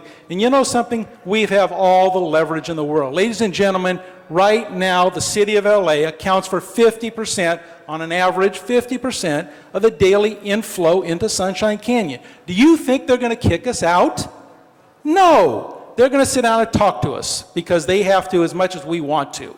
And so we need to open that channel, we need to open that door, and I would suggest, Mr. President, that we suggest to the mayor-elect and anyone that you wish to go talk to them, and Mr. Delgado himself maybe needs to make that phone call because there seems to be a reluctance on the part of this city attorney to do it. So let's send some people that are willing to make that fight. Councilmember Misikowski. Thank you, Madam President. Members, I hope we're not setting ourselves up for a brinksmanship vote because we remember what we're dealing with. We're dealing with future dollars, future cost, future budget impacts on all of us. If we continue this and adopt this motion, say come back tomorrow. Tomorrow is the last day this council is meeting before the June 30th deadline. And that trigger and that option where we would have had to indicate by June 30th that we are continuing or not puts it in a whole new ballgame. We know, we've heard our city attorney, we've heard our Bureau of Sanitation say that you go to the gate today at Sunshine Canyon and you pay $35, the gate rate. We pay in the low 20s. And even at the low 20s, we are subsidizing. How much is the subsidy? I don't know if the CEO is here, maybe Ms. Robinson. What is the subsidy we now pay from the general fund on trash hauled from the city? Estimated over $200 million a year. Okay, $200 million a year of our general fund money subsidizes at the $20 rate. If we don't secure that low 20 rate, and it is higher, and we know that the other RFP we had, the other response to that was higher. We know other people today renewing new contracts at BFI are higher. We will subsidize more than $200 million. Members, we have gone through business tax reform because we're going to be more efficient. We have gone through saying we're going to create a special police hiring package and put our money in there because we really want to show that we can be efficient and effective and hire more officers by doing it efficiently and effectively. Do we want to have our efficient and effective money going to pay higher subsidies for our tax, for the rate that we are paying to take our trash? I don't think that's the answer. We've talked about making the hard belt-tightening adjustment when we've had to on the financial side. This is very, very real, and again, if we continue it one day, that means tomorrow is the brinksmanship. If BFI comes back and says, sorry, we're not going to renegotiate, it was a tough, tight, four-corner contract, I don't want this council to then vote out of anger, because we have a contract, it was a good contract, this council has twice over the last 10 years said it, and Mr. Padilla is right. 5 years ago, he and I are the only two remainders here who voted on that contract. We voted differently, but we did have 8 members of the City Council who voted then to say renew it 5 years ago. That has kept that rate at that low cost at our option, and even then, we argue and are frustrated here about the subsidy that we, the general fund, is paying to the general to subsidize that trash pickup. We know it's hugely out of scale now. If it goes more out of scale, we're going to be in a serious issue with our citizenry in terms of the rates they would have to pay, even if we start adjusting it. And we know we're already one of the on the lower side in the county, even with our sanitation equipment charge. I think I hear the will of the council to continue it for one day, but that means we're going to have this discussion tomorrow. And again, it is a brinksmanship issue that I think we're playing with at the taxpayers' expense.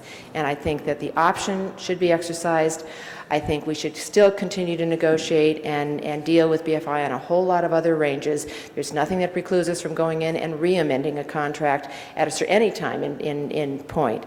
But again, this is our option. We have a lot of other opportunities. We've just said so in 114 and said we're going on a new and different path in this city, that we're never going back. But I think it's too soon, too hard. A year from now, the situation's not going to change. We're still going to be picking up the trash already at a subsidy and perhaps paying a higher rate, and that's not something I think we can afford. Mr. Labange. I just wanted to, that's some of the concerns that I have that Cindy expressed on that issue here. And also, members, we talk about, and I've been around here a long time, about raising the sanitation charge to people. I don't know if that's something that this council is ever going to do. We talk about it, but when it comes down to it, I don't know if we're ever going to do it to try to make the CAO smile, because there's $200 million that goes out the door on that. And also, I want to thank Mr. Westhoff for his constant work to try to protect the interests of the city. You've always tried to be there. We give encouragement here, but that's okay, but I want to give encouragement as well. And we don't want to thank you and all the collectors of the city, rain or shine, go out and collect it, and staff that helps try to do the job, because we are diverting a lot. If there wasn't a recycling program, we would be having more challenges in this year. We are diverting a lot. We have to divert more. We have to look at the industrial side of things, which is not city collected, which is a large percentage of Los Angeles that does that. But I wanted to say what I just said. Thank you. Thank you, Mr. Labange. Other members wishing to speak on this item at this time? If not, then I believe we vote on the amending motion first.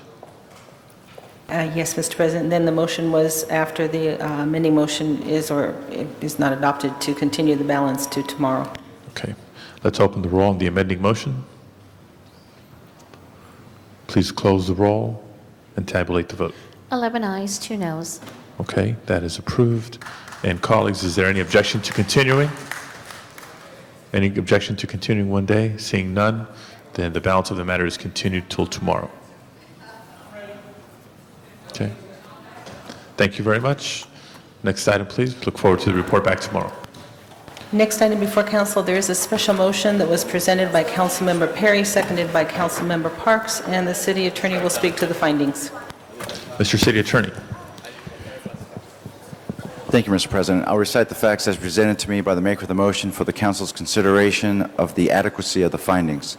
Since the posting of today's agenda, the MTA has notified the city of its offer to grant $75,000 to the city for the First Street Improvement Study. Immediate action is required because the funds must be accepted by July 1st. Council must first make findings pursuant to Government Code Section 54954.2 before considering the substantive motion. Anybody wishing to be heard on the findings?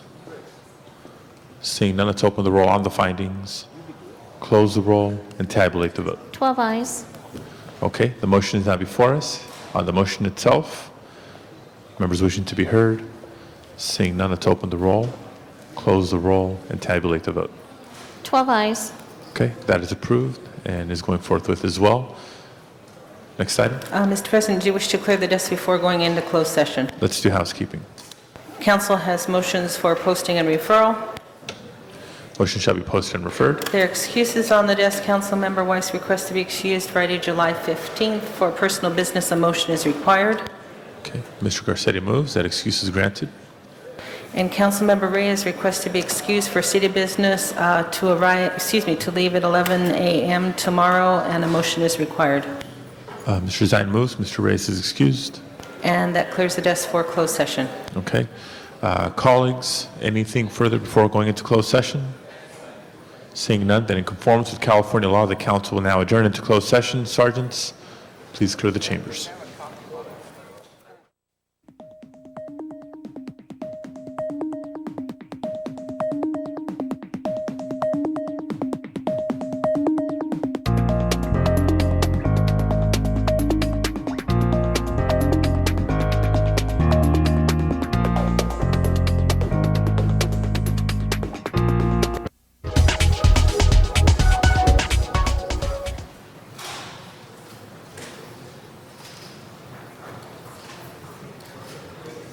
Welcome back into open session.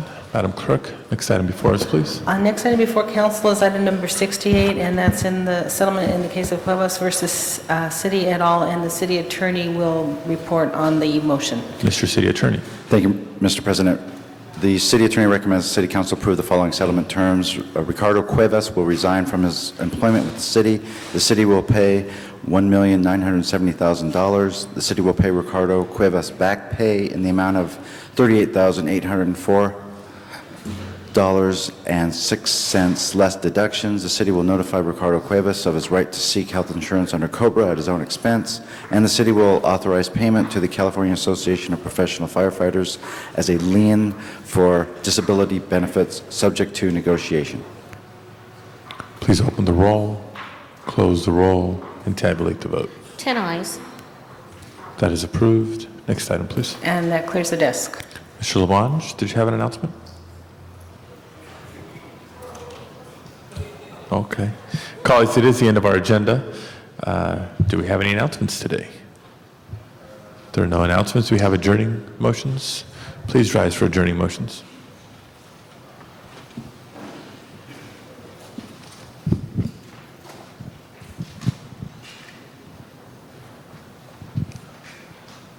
Adjourning tributes, Mr. Labange. Tragically, members, a very dedicated member of GLAZA, our Greater Los Angeles Zoo Association, a volunteer docent at the Los Angeles Zoo for over 4 years, Ricky Gunnell,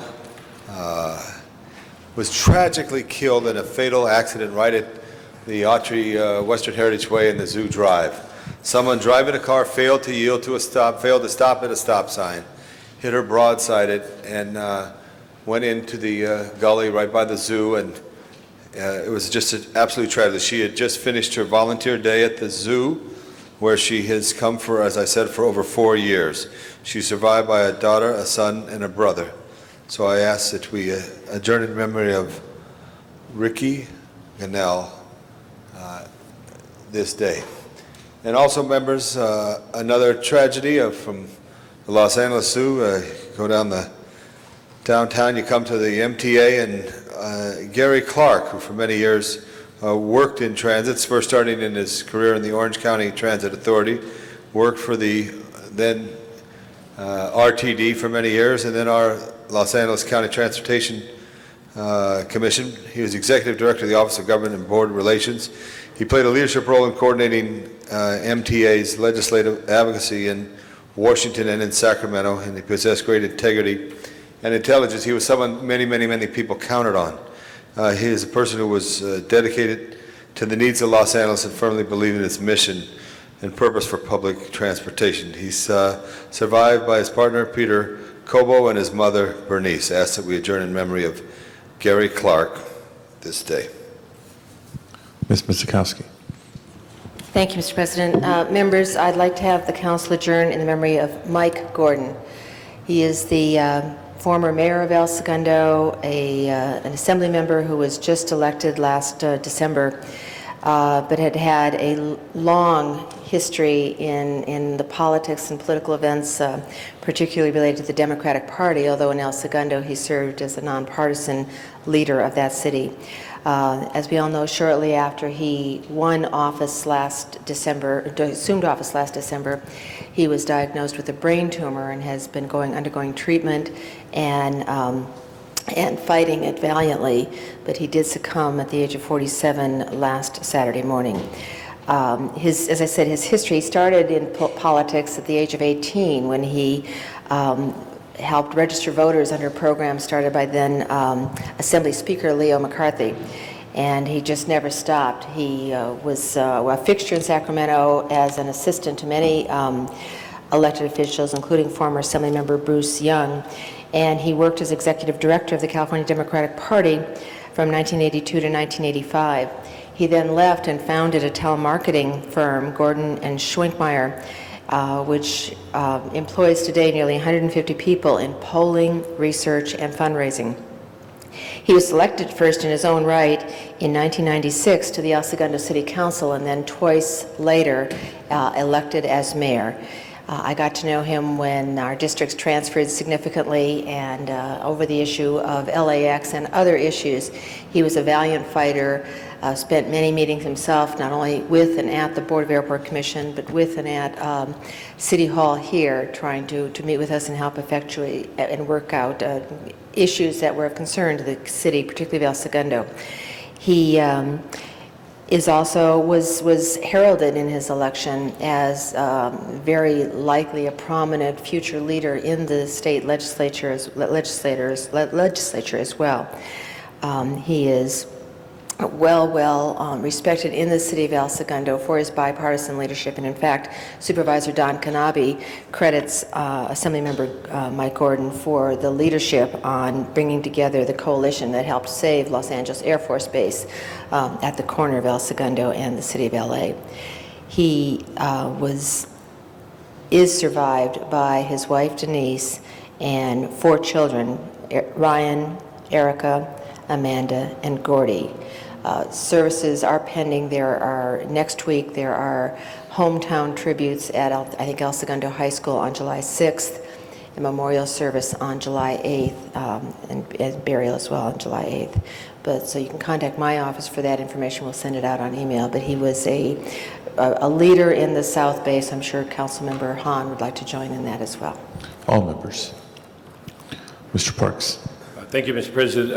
Asked that we adjourn in memory of Joyce Wade, the older sister of one of my staff members, Stephen Ogale. Joyce was born April 12th, 1948, passed away at the age of 57 on Monday, June the 20th. She was a member of a family of 11. She was a twin and the 4th born. She's a resident of Nairobi, Kenya, was a teacher for over 30 years and also owner of a tailor shop. Teaching and helping children was her passion, and also she was a dedicated volunteer in teaching and tutoring children on weekends.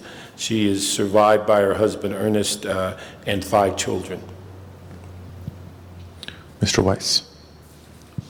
Thank you, Mr. President. Colleagues, the hour is getting late. I will be brief. I have 3 adjourning tributes. The first is I ask that we adjourn in memory of Dr. Howard Ellenson, who many of you probably knew over the years. He was a longtime assistant to and really guru for Congressman Henry Waxman, and several other folks that I'm sure all of you know, beginning with Congressman Waxman when Congressman Waxman was in the State Assembly. He is survived by his beloved and devoted brother, Mark, and he's someone who many of us on the West Side knew and will miss. Would also like to ask you to join me in adjourning in memory of Jack Green. You all know Dorothy Green, and you all know and love Dorothy, her husband of many, many, many years, and her partner, Jack, passed away recently, and I'm sure that she will appreciate hearing from all of us on the unfortunate occasion of his passing. Finally, I'd like to ask that we adjourn in memory of a 94-year-old woman named Pearl Starr, who lived in my district for a very, very long time. She's a very dear woman, and she survived by many family members, including her daughter Vicki, her grandsons Brian and David, and her great-grandchildren Emily and Camille. Mr. Zine. Request we adjourn in memory of Larry Stevens, passed away June 19th. Larry, 68 years of age, was a resident of Woodland Hills since 1970, member of the Canoga Park Reseda Kiwanis, also a member of the Disabled Americans Veterans. Larry and his wife, Charlotte, been married over 40 years, was a veteran who loved this country with passion. He will be greatly missed by all who knew him. He is survived by his wife, Charlotte, daughter Lorianne, and 4 grandchildren, Jessica, Jamie, Brian, and Kimberly. May Larry Stevens rest in peace. Madam Clerk, please call the roll. Thank you all very much. This meeting is adjourned.